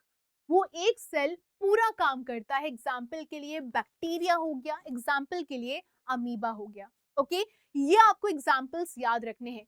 दूसरा होता है मल्टी सेल्यूलर ऑर्गेनिज्म। ये बहुत सारे सेल्स के बने हुए हैं, सारे सेल्स साथ में काम करते हैं। एग्जाम्पल के लिए some fungi and some algae. Okay, examples याद रखोगे सब कुछ हो जाएगा। फाइन, चलिए, ये दी एक बात बताओ, ये पाए कहाँ जाते हैं? तो ये पाए जाते हैं हर जगह, चाहे पानी हो, चाहे हवा हो, चाहे मिट्टी हो, चाहे आपकी बॉडी हो। लेकिन क्या हम उनको देख सकते हैं? नहीं देख सकते। है वो हर जगह, यहाँ पर भी है, यहाँ पर भी है, हर जगह है, पर क्या मैं उनको देख सकती हूँ? नहीं देख सकती हूँ। ये लेकिन फिर भी हमेशा हमारे आसपास प्रेजेंट रहते हैं। What do their cells look like? ये बहुत प्यारा सवाल है कि क्या वो प्लांट सेल्स की तरह दिखते हैं या फिर वो एनिमल सेल्स की तरह दिखते हैं? We again need a microscope. देखो, एनिमल सेल का अपना अलग फंक्शन है, प्लांट सेल का अपना अलग फंक्शन है। लेकिन अगर बात करी जाएगी, अगर मैं वन सेल की बात करूं, माइक्रोस्कोपिक टाइनी लिविंग बींग्स की, तो उसके लिए हमको माइक्रोस्कोप की नीड पड़ेगी। तो पहले हम ये समझ लेते हैं कि माइक्रोस्कोप दिखता कैसा है। माइक्रोस्कोप काम क्या होता है कि वो स्मॉल चीजों को बड़ा दिखाने की कोशिश करता है और ये हमारी हेल्प करता है माइक्रो ऑर्गेनिजम्स को अच्छे से क्लियरली देखने में मदद करता है। ये तो हमको पता है, लेकिन यहाँ पर एक नया टर्म निकल कर आता है, फोल्ड स्कोप। फोल्ड स्कोप अगर आपको नहीं पता है तो ये पेपर का बनाया हुआ माइक्रोस्कोप रहता है, बहुत सस्ता रहता है, लो कॉस्ट रहता है, कुछ ऐसा दिखाई देता है। ये फोल्डेबल रहता है, इसलिए हमने इसको क्या कह दिया, फोल्ड स्कोप कह दिया, और ये कैरी करने के लिए बहुत आसान होता है।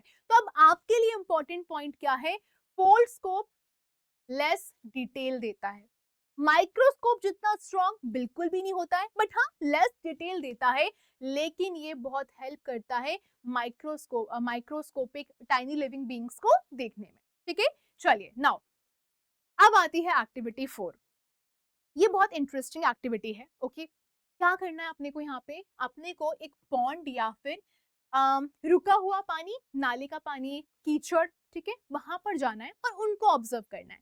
क्या ऑब्जर्व करना है हमको, एक तो एक तरफ पॉन्ड वाटर लेना है और एक तरफ रुका हुआ पानी, गंदा पानी लेना है, और एक ड्रॉपर लेना है। ड्रॉपर क्या होता है, बस वहां से निकाला और अपने पास एक ड्रॉप रख लिया अपन ने। ठीक है, नाउ अब हम क्या लेंगे, एक माइक्रोस्कोप लेंगे और एक फोल्ड स्कोप लेंगे।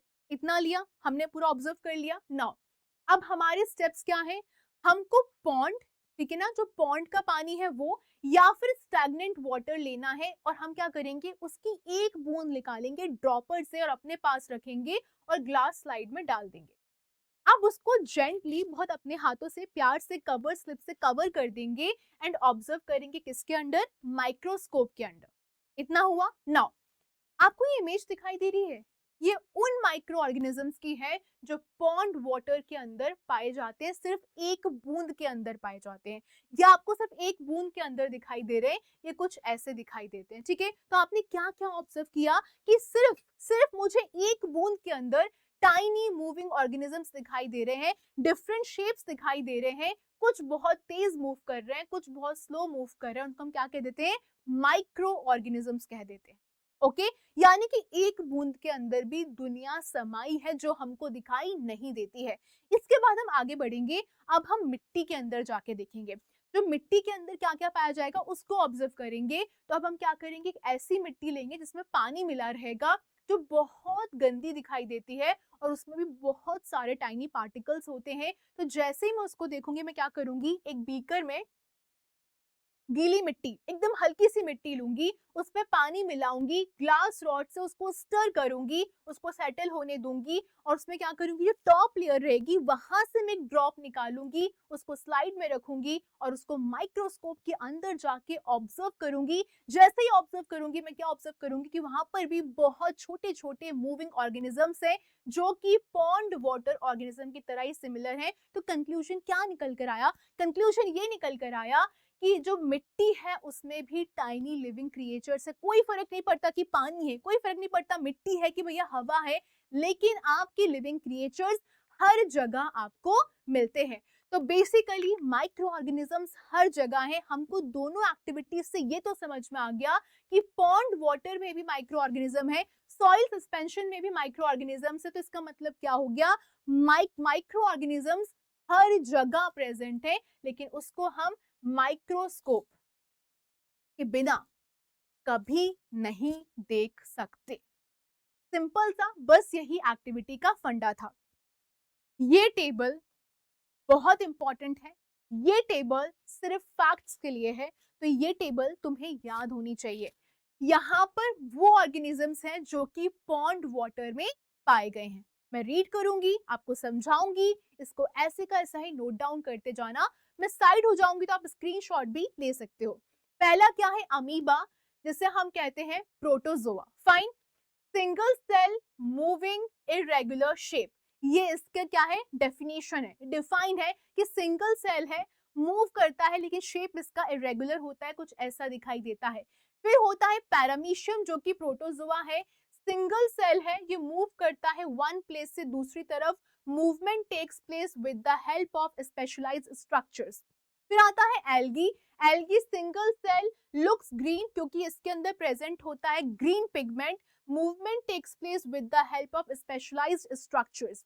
देन आता है ब्रेड मोल्ड, जिसको हम फंगाई भी कहते हैं। ये सैक लाइक स्ट्रक्चर होता है, यानी कि आप ना समझो कि एक बोरा होता है ना, बोरे के अंदर सामान होता है, कुछ ऐसा दिखाई देता है। Branched filament without chlorophyll having sac like structure. Then आता है मोल्ड, फंगाई, इसका ब्रांच शेप होता है, branched filament without chlorophyll having brush like structure. अब आपको सॉइल सस्पेंशन में कौन कौन से ऑर्गेनिज्म मिलेंगे उसको हम देखेंगे। पहला होता है एल्गी, जो कुछ ऐसा दिखेगा, स्फेरिकल है, प्रेजेंस ऑफ क्लोरोफिल, इसीलिए क्या हो गया, ग्रीन पिगमेंट पाया जाता है उसके अंदर। देन बैक्टीरिया, स्फेरिकल है, कॉमा शेप है, स्पाइरल है, या फिर रॉड शेप भी हो सकता है। One long hair like structure and many small hair like projections around the cell. अब हम बात करें बैक्टीरिया के शेप की, ये बहुत जरूरी है। अगर कोई आपसे पूछता है बैक्टीरिया का शेप क्या होगा, तो आप क्या बोलोगे, स्फेरिकल भी हो सकता है, रॉड शेप भी हो सकता है, स्पाइरल भी हो सकता है, और कॉमा शेप भी हो सकता है। They may have one long hair like structure and शायद से many small hair like structures also. Okay, तो आपके लिए इंपॉर्टेंट फैक्ट क्या हो गया, ये आपके लिए एग्जाम लाइन है, बहुत जरूरी है। कोई भी आपसे शॉर्ट डेफिनेशन पूछे, बड़ी डेफिनेशन पूछे, आप इस आंसर को बिल्कुल लिख कर आओगे। Micro organisms are very small, cannot be seen by naked eye, are seen using microscope and play an important role in our life। हमारे जीवन में इनका बहुत महत्व है। लेकिन आपने एक नाम सुना होगा वायरस का, सुना होगा वायरस का। वायरस क्या होते हैं, वायरस भी माइक्रोस्कोपिक होते हैं, आप उन्हें बिना माइक्रोस्कोप के नहीं देख सकते हो, और ये क्या होते हैं, ए सेल्यूलर होते हैं, यानी कि ए सेल्यूलर, ये सेल्स के नहीं बने होते हैं। तो बहुत इंपॉर्टेंट आइडिया क्या निकल कर आएगा, viruses multiply only inside a living cell, वो सिर्फ लिविंग सेल के अंदर अपने आप को मल्टीप्लाई करते हैं। वो प्लांट्स को भी परेशान कर सकते हैं, वो एनिमल्स को भी इन्फेक्ट कर सकते हैं, और वो बैक्टीरिया को भी इन्फेक्ट कर सकते हैं, यानी कि ये डेंजरस तो होते हैं। ठीक है, नाउ ये बीमारियां क्रिएट करते हैं, और इसका सबसे बड़ा एग्जाम्पल आपको पता है, रिसेंटली कोरोना वायरस, पूरी दुनिया बंद हो गई थी, राइट। तब तो आप बहुत छोटे होगे, बट हाँ ये बात सही है, ये बहुत बहुत बहुत डेंजरस था। तो हमारी फाइनल समरी क्या निकल कर आती है, इसको बहुत आराम से रीड करना। हमने क्या क्या पढ़ा है, micro organisms are very small living beings, they may be unicellular और मल्टीसेल्युलर, ये हर जगह पाए जाते हैं, और ये सिर्फ माइक्रोस्कोप के द्वारा देखे जा सकते हैं। इंक्लूड करते हैं bacteria, fungi, algae and protozoa. Viruses special होते हैं और एसेल्युलर होते हैं। हुआ समझ में, आया इतना समझ में, चलो नाउ सवाल ये है कि हम माइक्रो ऑर्गेनिज्म से कनेक्टेड कैसे रहते हैं। पहले समझो, इसको समझने की कोशिश करो। ये बहुत छोटे होते हैं, हमारी आंखों से हमको दिखाई नहीं देते, हमको ये समझ में आ गया है। बट सवाल ये है कि हमारे जीवन में इनका क्या महत्व है, या हमारे जीवन से कैसे जुड़े हुए हैं। तो इसका आंसर ये है कि बहुत स्ट्रांगली ये हमको कहीं ना कहीं इम्पैक्ट करते हैं, कहीं ना कहीं इनका इम्पैक्ट हम पर है। बट कैसे, ये समझने की कोशिश करते हैं। आपने कभी देखा होगा नींबू, ठीक है, आपने कभी देखा होगा टमाटर, संतरा, ब्रेड, ठीक है, अगर आप इनको बहुत टाइम के लिए घर के बाहर छोड़ दो, तो आपको समझ में आएगा कि वो सड़ने लगते हैं। कुछ टाइम बाद व्हाइट पाउडर जमने लगता है उनके ऊपर, ग्रीन पैचेस जमने लगते हैं उनके ऊपर, कॉटन का ग्रोथ होने लगता है किसी चीज के ऊपर, यानी कुछ ऐसे दिखाई देने लगते हैं, गंदे गंदे से दिखाई देने लगते हैं। ये सब क्यों होता है, क्योंकि उनके ऊपर माइक्रोब्स उगने लगते हैं। माइक्रोब्स उन पे पनपने लगते हैं, अपना घर बसा लेते हैं, और आपका फूड क्या होता है, सड़ जाता है। यानी कि आपको दिखाई नहीं दे रहे हैं, पर उनका इम्पैक्ट आपकी नजरों के सामने आपको दिखाई दे रहा है। वो कहाँ से आ सकते हैं, हवा से आ सकते हैं, वो कहाँ से आ सकते हैं, पानी से आ सकते हैं, वो कहाँ से आ सकते हैं, वो मिट्टी से आ सकते हैं। तो माइक्रो ऑर्गेनिजम्स हवा में बहते हैं, वो आपके फूड पे सेटल करते हैं, और जब कंडीशंस उनको अपने अकॉर्डिंग बढ़िया मिल जाते तो वो क्या करते हैं, उस पर ग्रो भी करने लगते हैं। लेकिन एक सवाल ये है कि माइक्रो ऑर्गेनिजम्स हमारी मम्मियां जो अचार बनाती हैं उनको अफेक्ट क्यों नहीं करती। हमारी मम्मियाँ जो मुरब्बे बनाती हैं उनको अफेक्ट क्यों नहीं करती हैं? क्योंकि आप उसमें बहुत सारे मसाले ऐड करते हो नमक के साथ, या फिर शुगर ऐड कर सकते हो, जो कि प्रिजर्वेटिव्स की तरह बिहेव करते हैं। किसकी तरह? प्रिजर्वेटिव्स की तरह बिहेव करते हैं। और हाई कॉन्सेंट्रेशन जब रहता है सॉल्ट का या शुगर का, तो वो ऑर्गेनिजम्स को उनके ऊपर नहीं आने देते हैं। उनको बचाने के लिए मम्मियाँ क्या करती हैं? मसाला, नमक और शक्कर ऐड कर देती हैं। ठीक है, तो अगर मैं माइक्रो ऑर्गेनिजम्स की डाइवर्सिटी की बात करूं, वो कितने प्रकार के होते हैं, शेप की बात करूं, साइज की बात करूं, तो जैसे प्लांट्स होते हैं, जैसे एनिमल्स होते हैं अलग अलग तरीके के, तो माइक्रो ऑर्गेनिजम्स भी अलग अलग होते हैं। वो शेप में डिफर करते हैं, साइज में डिफर करते हैं, और साथ ही साथ स्ट्रक्चर में भी डिफर करते हैं। वो पत्तों में पाए जाते हैं, वो स्टेम्स पर पाए जाते हैं, वो आपको रूट्स में मिलेंगे, वो आपको अपनी बॉडी के अंदर भी मिलेंगे। कुछ हॉट वाटर स्प्रिंग्स में भी रहते हैं, और कुछ कोल्ड स्नो एरियाज में भी पाए जाते हैं। मतलब वो डरते नहीं है। वो बहुत एक्सट्रीम गर्म जगह पर भी मिल जाएंगे, और बहुत एक्सट्रीम ठंडी जगह पर भी मिल जाएंगे। वो हमारे इंटेस्टाइन के अंदर भी होते हैं। बहुत सारे बैक्टीरिया हमारे इंटेस्टाइन के अंदर भी होते हैं। वो फूड के डाइजेशन में हेल्प करते हैं, और ये आपने ग्रेड 7th में पढ़ा है, क्लास 7th में पढ़ा है। बाकी की आगे की चीजें आप हम माइक्रोब्स के बारे में चैप्टर 3 में पढ़ने वाले हो। लेकिन बस एक चीज याद रखना कि माइक्रो ऑर्गेनिजम्स हेल्पफुल भी होते हैं और साथ ही साथ हार्मफुल भी होते हैं। ठीक है, चलिए मैम, हार्मफुल समझ में आ गया कि बीमार कर देते हैं, पर हेल्पफुल कैसे होते हैं? वो आपके एनवायरनमेंट को क्लीन करने में हेल्प करते हैं, वो आपकी सॉइल को फर्टाइल करने में हेल्प करते हैं, वो वेस्ट को रिसाइकल करने में हेल्प करते हैं। और इसको भी हम क्या करेंगे, एक एक्टिविटी समझने की कोशिश करते हैं। इस एक्टिविटी में हम क्या करने वाले हैं? खाद बनाने वाले हैं, मेन्योर बनाने वाले हैं। तो हमको बस सिंपल सी चीज करनी है, कुछ नहीं करना, बस सिंपल सी चीज करनी है। हमको एक डिब्बा लेना है, ठीक है, उसमें हमको आधा गार्डन सॉइल से भरना है, जो गार्डन की मिट्टी है ना उससे भरना है, और उसमें हम फ्रूट और वेजिटेबल के छिलके होते हैं वो डाल देंगे, और फिर उसको सॉइल से ढक देंगे। इतना किया, ठीक है। नाउ अब उसको 2 से 3 हफ्तों के लिए छोड़ देंगे, और जैसे ही छोड़ेंगे तो कुछ टाइम बाद हम ऑब्जर्व करेंगे छिलके थे वो डार्क हो गए हैं और सॉफ्ट मटेरियल बन गए हैं। इसी को हम मेन्योर कहते हैं, इसी को हम खाद कहते हैं। पर ये हुआ कैसे? क्योंकि सॉइल में बैक्टीरिया थे, क्योंकि सॉइल में फंगाई थे, और वो जो माइक्रोब्स उन्होंने क्या किया, उस वेस्ट को, उस कचड़े को टुकड़ों में तोड़ दिया और उसको मेन्योर में कन्वर्ट कर दिया। और इसी प्रोसेस को हम क्या कहते हैं? डीकम्पोजिशन कहते हैं। टुकड़ों में तोड़ दिया, डीकम्पोज कर दिया, उसने कचड़े को खाद में कन्वर्ट कर दिया। ठीक है, अब एक हमारे साइंटिफिक हेरिटेज की बात करी जाए, अगर मैं पिछले एकदम बहुत सालों पहले की बात करूं, तो वहां पर एक एंशियंट इंडियन टेक्स्ट है जहां पे हम वेदास की बात करते हैं। वहां पर एक टर्म का इस्तेमाल किया है, कृमि, जिसको हम हिंदी में कुछ ऐसे भी लिखते हैं, ओके, कृमि। ओके, ये बहुत छोटी छोटी टाइनी एंटाइटीज के लिए इस्तेमाल किया गया है, और उसमें ये भी लिखा है कि कुछ दृश्य होती हैं। दृश्य का मतलब होता है विजिबल, जो दिखती हैं, लेकिन कुछ अदृश्य होती हैं। अदृश्य का मतलब होता है इनविजिबल, जो कि हमको नहीं दिखाई देती हैं। तो बहुत सारे वैदिक टेक्स्ट रहते हैं, वो बेनिफिशियल और हार्मफुल इफेक्ट्स को मेंशन करते हैं, और जो अथर्ववेद है वो भी कृमि के बारे में बताता है। ठीक है, यहाँ पर कृमि क्या हो गया? Tiny living being. ओके, किसी का प्यार से नाम रख देना, भाई तेरा नाम आज से कृमि है। ओके, चलिए नाउ अब यहाँ से कॉन्सेप्चुअल सवाल शुरू होंगे। क्या ये सवाल पूछा जाएगा? हाँ, अगर ये कॉन्सेप्चुअल में पूछा जाएगा तो ये सवाल बिल्कुल पूछा जा सकता है कि जो गार्डनर्स होते हैं वो सूखी हुई पत्तियों को क्यों इकट्ठा करते हैं? क्योंकि माइक्रोब्स क्या करते हैं, उनको मैन्योर में कन्वर्ट कर देते हैं, और मैन्योर क्या करता है? सॉइल को फर्टाइल बनाता है। Okay, now micro organisms and recycling in nature. देखो, जो पील्स थे, छिलके थे, वो डार्क हो गए, जो सॉफ्ट मटेरियल था वो बन गया, हमको समझ में आ गया। बट ऐसा क्यों हुआ? यहां से सवाल बनेगा, ऐसा क्यों हुआ? तो क्यों का जवाब क्या होगा? क्योंकि माइक्रोब्स उनको सिंपल सब्सटेंस में तोड़ देते हैं, और न्यूट्रिएंट क्या करते हैं? वो सॉइल के पास वापस आ जाते हैं। तो माइक्रो ऑर्गेनिजम्स क्या करते हैं?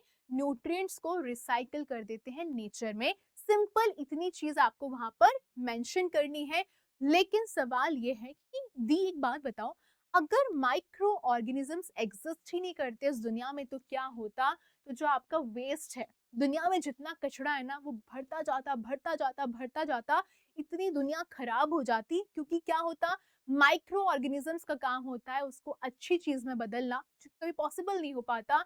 जो सॉइल है वो अपने पूरे न्यूट्रिएंट्स खो देती, सब खत्म हो जाता, सब बर्बाद हो जाता, और लाइफ यहाँ पर बहुत मुश्किल होती। तो अगर तुमको ये लगता है ना कि तुम लोग माइक्रोब्स पर डिपेंडेंट नहीं हो, तो ये तुम्हारी बहुत बड़ी गलतफहमी है।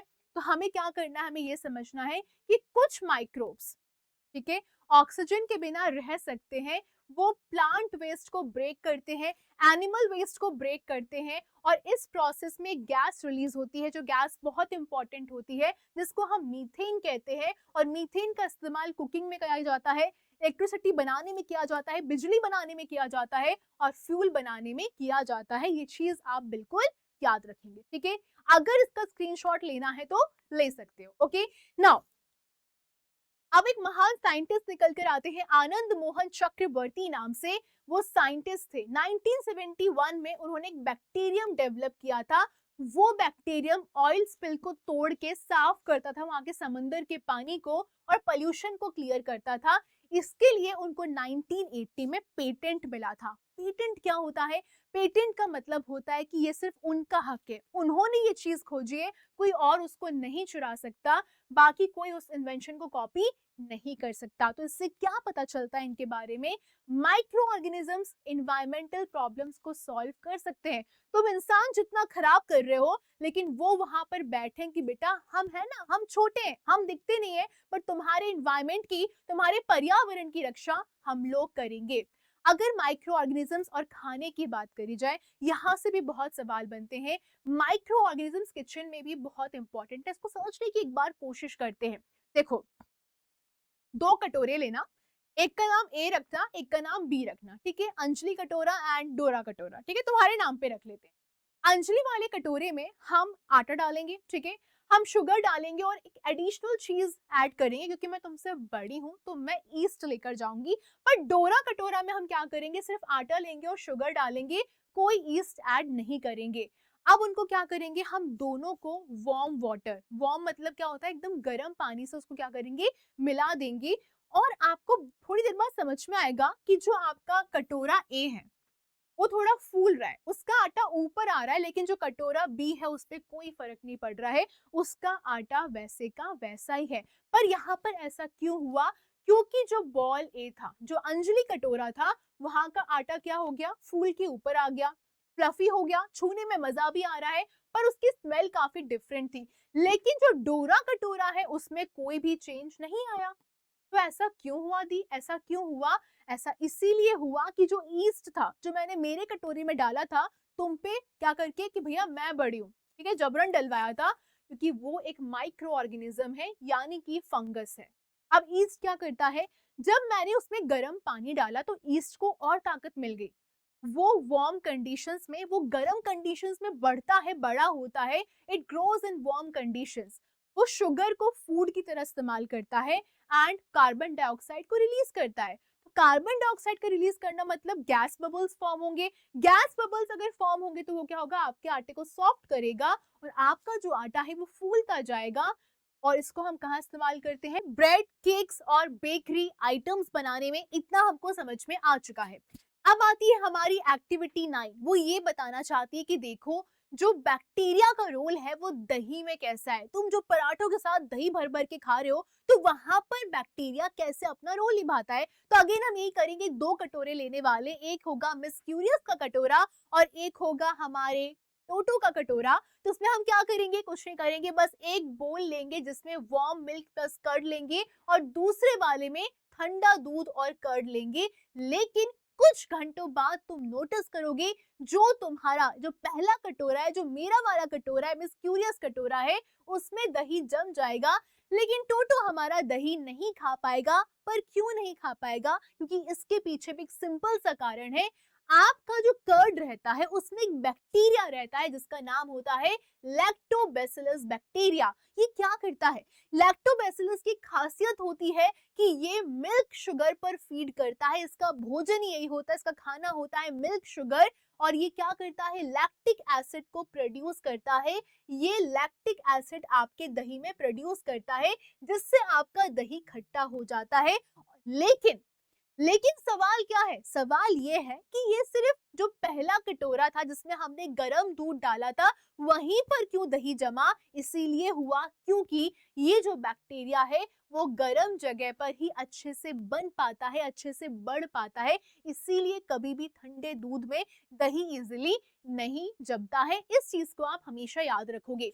नाउ माइक्रो ऑर्गेनिजम्स का एग्रीकल्चर के साथ क्या जोड़ी है? कुछ बैक्टीरिया है जो प्लांट्स की भी हेल्प करते हैं। बहुत अच्छे बैक्टीरिया होते हैं जो आपके प्लांट्स को ग्रो करने में हेल्प करते हैं। एग्जाम्पल के लिए राइजोबियम। ये कहाँ रहते हैं? ये रूट नोड्यूल्स में रहते हैं लेग्यूम्स की, यानी कि ये यहाँ पर पाए जाते हैं, इस वाले रीजन में ये पाए जाते हैं।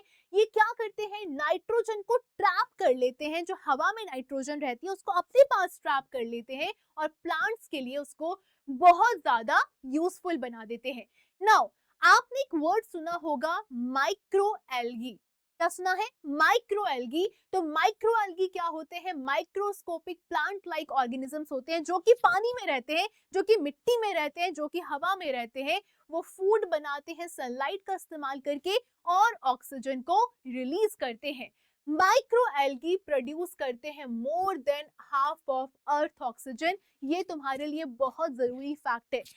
अर्थ का जो मैक्सिमम ऑक्सीजन है वो कौन लेकर आ रहा है? माइक्रो एल्गी लेकर आते हैं। बेचारे बिना बोले तुम्हारे लिए कितना काम कर रहे हैं, तो इस चीज को हमेशा याद रखना और इनके एहसानमंद रहना तो बनता ही है।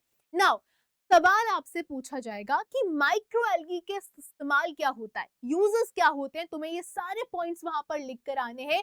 ये एक्वेटिक एनिमल्स के लिए जो पानी में पाए जाते हैं उनके लिए खाना होते हैं। ये हेल्थ सप्लीमेंट्स की तरह इस्तेमाल किए जाते हैं, ये दवाइयों की तरह इस्तेमाल किए जाते हैं, वाटर को क्लीन करते हैं एंड बायोफ्यूल बनाने में काफी हेल्प करते हैं। एक बहुत बहुत फेमस टर्म है स्पिरुलिना। इसको सुपर फूड भी कहा जाता है। इसमें खूब सारा प्रोटीन होता है और विटामिन B12 होता है।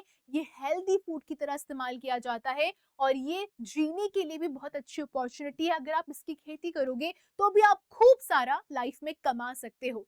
Now conservation is important. ये बात बहुत सही है क्योंकि देखो हम जानते हैं कि पोल्यूशन बहुत ज्यादा बढ़ रहा है, पोल्यूशन बहुत ज्यादा बढ़ रहा है, तो हमें इनको बचाना भी बिल्कुल चाहिए ही चाहिए। हम अगर हमें फ्यूचर को रखना है, अपने फ्यूचर को बचाना है, तो इनकी हमें आज ही प्रोटेक्शन पे काम करना पड़ेगा। क्लाइमेट चेंज में ये हेल्प करते हैं और आपको ये पता होगा कि क्लाइमेट चेंज जनरली जब हम इंसानों की वजह से होता है तो ये माइक्रो एल्गी को अफेक्ट भी कर रहे हैं बहुत बुरी तरीके से।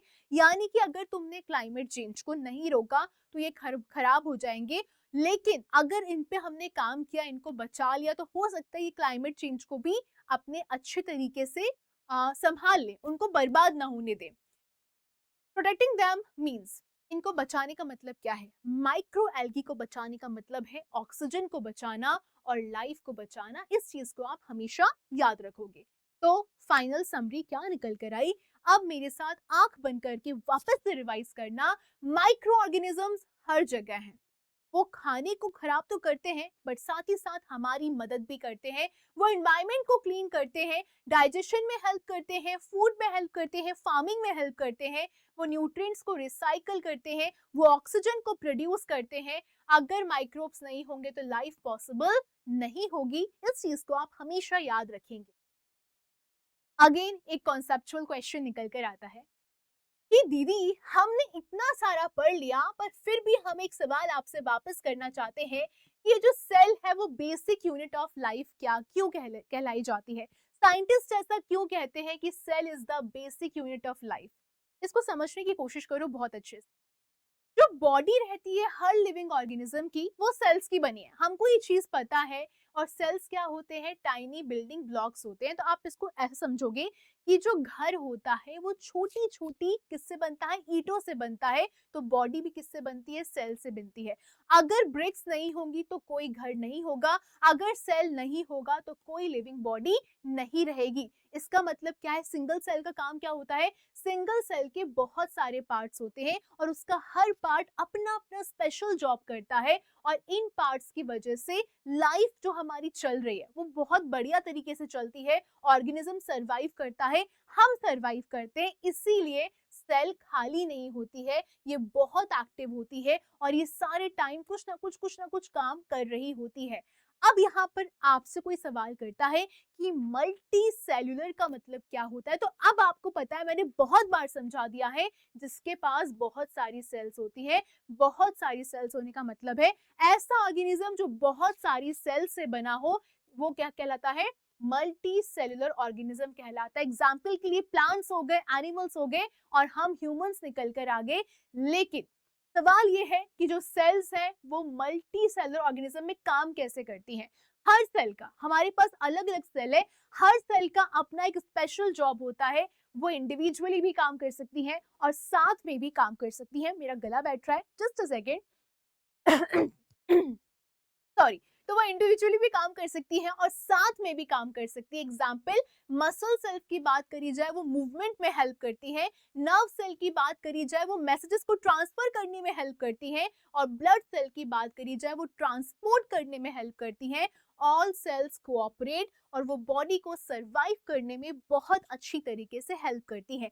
फिर आता है यूनिसेल्युलर। यस मैम, आपने बताया था, जहां पर सिर्फ एक सेल की बात कही जाती है। ऑर्गेनिजम्स जो कि एक सेल के बने रहते हैं उनको हम क्या कहते हैं, यूनिसेल्युलर ऑर्गेनिजम्स कहते हैं। Example, bacteria, amoeba and paramecium.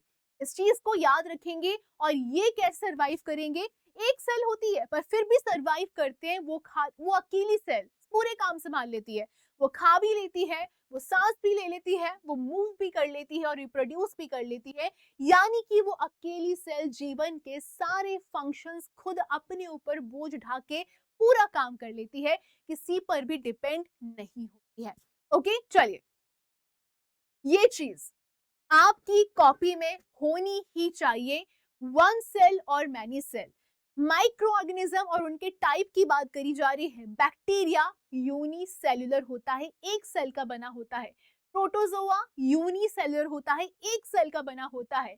East again unicellular, fungus होता है, हमने पढ़ा भी था। मोल्ड मल्टी सेल्युलर होता है, ये भी फंगस होता है। एंड एल्गी एक भी हो सकता है और ज्यादा सेल्स भी हो सकते हैं। ये हमें क्या बताता है कि हमारे लाइफ को जो सपोर्ट मिल रहा है, सपोर्ट प्रोवाइड किया जा रहा है, उसके लिए एक सेल भी काफी होती है। ओके, चलिए, अब सेल स्ट्रक्चर जो माइक्रो ऑर्गेनिजम्स के अंदर होते हैं, हमने प्लांट सेल देखा था, हमने एनिमल सेल देखा था, बट हमें माइक्रो ऑर्गेनिजम्स की बात करनी है। All cells are surrounded by a cell membrane. इस चीज को आप हमेशा याद रखोगे। जितनी भी सेल हैं, चाहे वो एनिमल है, चाहे वो प्लांट है, चाहे वो माइक्रो ऑर्गेनिज्म है, सारी की सारी सेल मेम्ब्रेन से सराउंडेड रहती है। इसमें plant cell, animal cell, microbial cell तीनों पाए जाते हैं। अगर मैं फंगल सेल की बात करूं तो फंगल सेल में सेल मेम्ब्रेन होते हैं, सेल वॉल होती है, इसीलिए ये खुद का खाना नहीं बना सकते हैं। बैक्टीरियल सेल आपके लिए बहुत ज्यादा जरूरी है, आपकी किताब में नोट होना चाहिए, कॉपी में नोट होना चाहिए। इनके पास क्लियर न्यूक्लियस नहीं होता, इनके पास न्यूक्लियर मेम्ब्रेन भी नहीं होता। तो इनके पास होता क्या है, इनके पास होता है न्यूक्लियोइड रीजन, जो कि कुछ ऐसा दिखाई देता है। न्यूक्लियोइड, ओके, स्पेलिंग याद रखोगे, NUCLEIOD। ओके, ये चीज आप याद रखोगे। इसके फीचर क्या होते हैं, ये बैक्टीरिया को अलग तरीके से बनाता है एंड प्लांट और एनिमल सेल से उसको अलग कर देता है। फाइन, चलिए, अब why bacteria are different from other cells, ये सवाल पूछा जा सकता है, कॉन्सेप्चुअल क्वेश्चन है कि ऐसा क्यों होता है। तो आप क्या बोलोगे, बैक्टीरिया में न्यूक्लियस वेल डिफाइंड नहीं होता, पर फीचर की बात करी जाए, बट यहाँ पर वेल डिफाइंड होना चाहिए। अगर मैं न्यूक्लियर मेम्ब्रेन की बात करूं तो यहाँ पर बैक्टीरिया में एब्सेंट रहता है, बाकी जगह प्रेजेंट रहता है। लेकिन मैं न्यूक्लियोइड की बात करूं तो यहाँ पर प्रेजेंट रहता है, बट बाकी जगह एब्सेंट रहता है। कहाँ पर, बाकी सारी सेल्स की यहाँ पर बात करी। ओके चलिए, ये डिफरेंसेस आपके दिमाग में होने चाहिए। ओके नाउ, अभी तक हमने सारे बेसिक सेल पार्ट्स पढ़ लिए हैं। ओके, उनमें बहुत सारे टाइनी पार्ट्स होते हैं और हमने ये भी समझ लिया कि अगर मुझे वो टाइनी पार्ट्स को समझना है तो नॉर्मल माइक्रोस्कोप इनफ नहीं होगा, हमें और हाई लेवल के माइक्रोस्कोप पे काम करना पड़ेगा। तो यहाँ पर निकल कर आता है इलेक्ट्रॉन माइक्रोस्कोप। ये बहुत ज्यादा पावरफुल रहता है और ये इतना ज्यादा गुना मैग्नीफाई करके आपको किसी भी चीज को दिखा सकता है और ये साइंटिस्ट की बहुत हेल्प करता है। बेसिकली आप स्मॉल स्ट्रक्चर जो रहते हैं सेल्स के अंदर के, वो इलेक्ट्रॉन माइक्रोस्कोप की हेल्प से देख सकते हो। चलिए, तो अभी तक हमको क्या क्या पता है, जल्दी से रिवाइज करो। जितनी भी दुनिया में लिविंग बीइंग्स हैं वो सारे सेल्स के बने हैं। हो गया पहला, डन हो गया। किसी में एक सेल होती है उसको हम कहते हैं यूनिसेल्युलर, किसी में ज्यादा होती है तो मल्टी सेलुलर हो गया। ओके, सेल्स किस किस चीज में डिफर करती है, शेप में, साइज में एंड स्ट्रक्चर में डिफर करती है। ये जो डिफरेंसेस रहती हैं वो ऑर्गेनिजम्स को हेल्प करते हैं फंक्शन करने में काफी प्रॉपरली तरीके से और सरवाइव करने में। So cell is the smallest unit that can carry life. Fine, चलिए, तो ये आपका क्वेश्चन जो यहाँ से बिल्कुल पूछा जाएगा और ये इसका आंसर मैं आपको प्रोवाइड कर रही हूँ। ठीक है, इसको ऐसा कैसे नोट डाउन कर लीजिए। Why cell is called basic unit of life? Cell is considered the basic unit of life because all living organisms are made of cells. Cells perform all life functions. Cells can exist independently and growth starts from a single cell. आपको इसमें पूरे number में, ठीक है, इसको ऐसा का ऐसा ही नोट डाउन करके जाना। तो अब हम रिवीजन कर ले एक बार। कुछ माइक्रोब्स हेल्पफुल होते हैं, कुछ माइक्रोब्स बीमारी क्रिएट करते हैं। अब वो बीमारियां हैं वो हम अगले चैप्टर में पढ़ेंगे। ओके नाउ, अब ये स्नैपशॉट्स हैं, ये इंपॉर्टेंट पॉइंट्स हैं जो अभी हमने पिछले 1.5 से पौने 2 घंटे में पढ़ा है, उसका पूरा स्नैपशॉट है। माइक्रो ऑर्गेनिजम्स बहुत छोटे होते हैं। क्या हम इनको नेकेड आई से देख सकते हैं? बिल्कुल नहीं देख सकते। ये हर जगह पाए जाते हैं। ये यूनिसेल्युलर भी हो सकते हैं, मल्टी भी हो सकते हैं। Cell is the basic unit of life. Cell membrane, cytoplasm, nucleus, ये बेसिक पार्ट्स होते हैं। बैक्टीरिया में एक वेल डिफाइंड न्यूक्लियस नहीं होता है। सेल का शेप डिपेंड करता है कि उसका काम क्या होता है, इसका फंक्शन क्या होता है। माइक्रोब्स हेल्पफुल भी हो सकते हैं पर हार्मफुल भी हो सकते हैं। And viruses reproduce only inside a living organism, या फिर मैं कहूँ होस्ट के अंदर ही रहता है। अब ये समरी टेबल है, इसको नोट डाउन करो या फिर स्क्रीनशॉट ले लो। मैं साइड हो रही हूँ और मैं रीड भी कर देती हूँ आपके लिए। Micro organisms type, plant cell, bacterial cell. Okay, cell membrane की बात करी जाए, ठीक है, तो यस, प्लांट सेल में होता है, बैक्टीरियल सेल में होता है। अगर सेल वॉल की बात करी जाए तो यस, यहाँ पर होता है। बैक्टीरियल सेल में क्या होता है? ये बैक्टीरियल सेल में भी होता है लेकिन एनिमल में ये नहीं होता है। न्यूक्लियस की बात करी जाए, यस यस नो। क्लोरोप्लास्ट की बात करी जाए, no yes no. And nucleoid की बात करी जाए, नो नो यस। तो यहाँ पर आप कंफ्यूजन ना हो इसलिए आप यहाँ पर क्या कर सकते हो, एनिमल भी लिख सकते हो। ठीक है, तो आप इसको इतना पूरा स्क्रीनशॉट ले लीजिए ताकि आपने जो भी पढ़ा उसको आप शॉर्ट में याद कर पाओगे। ओके, ठीक है, चलो आगे बढ़ते हैं। तो बेसिकली हम समझ चुके हैं कि बिना सेल के लाइफ पॉसिबल नहीं है। लाइफ एक सेल से शुरू होती है।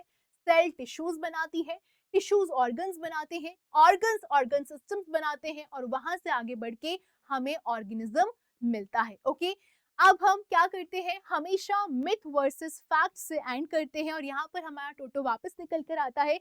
आज का लेक्चर थोड़ा लंबा था, थकान हो गई है, बट मिथ वर्सेस फैक्ट को पढ़ के हम खत्म करेंगे और आप इसको बहुत अच्छे से रिवाइज करोगे, अपने कॉन्सेप्ट को क्लियर करोगे। कुछ भी डाउट होगा बिल्कुल कमेंट करोगे, हम इसका रिप्लाई बिल्कुल करेंगे। अगर अदरवाइज हम इंस्टा पर तो है ही आपके लिए। ठीक है, चलिए, पहला मिथ है कि लोगों को लगता है कि माइक्रो ऑर्गेनिज्म सिर्फ हार्मफुल होते हैं। क्या ऐसा होता है? अभी तक तो हमको समझ में आ गया ऐसा नहीं होता है। ठीक है, तो बहुत सारे माइक्रो ऑर्गेनिजम्स यूजफुल होते हैं, हार्मफुल होते हैं बट कम होते हैं। वो हमारे डाइजेशन में हेल्प करते हैं, वो खाना बनाने में हेल्प करते हैं, वो इन्वायरमेंट को क्लीन करने में हेल्प करते हैं, सॉइल की फर्टिलिटी को इम्प्रूव करने में हेल्प करते हैं only some microbes cause diseases. Fine.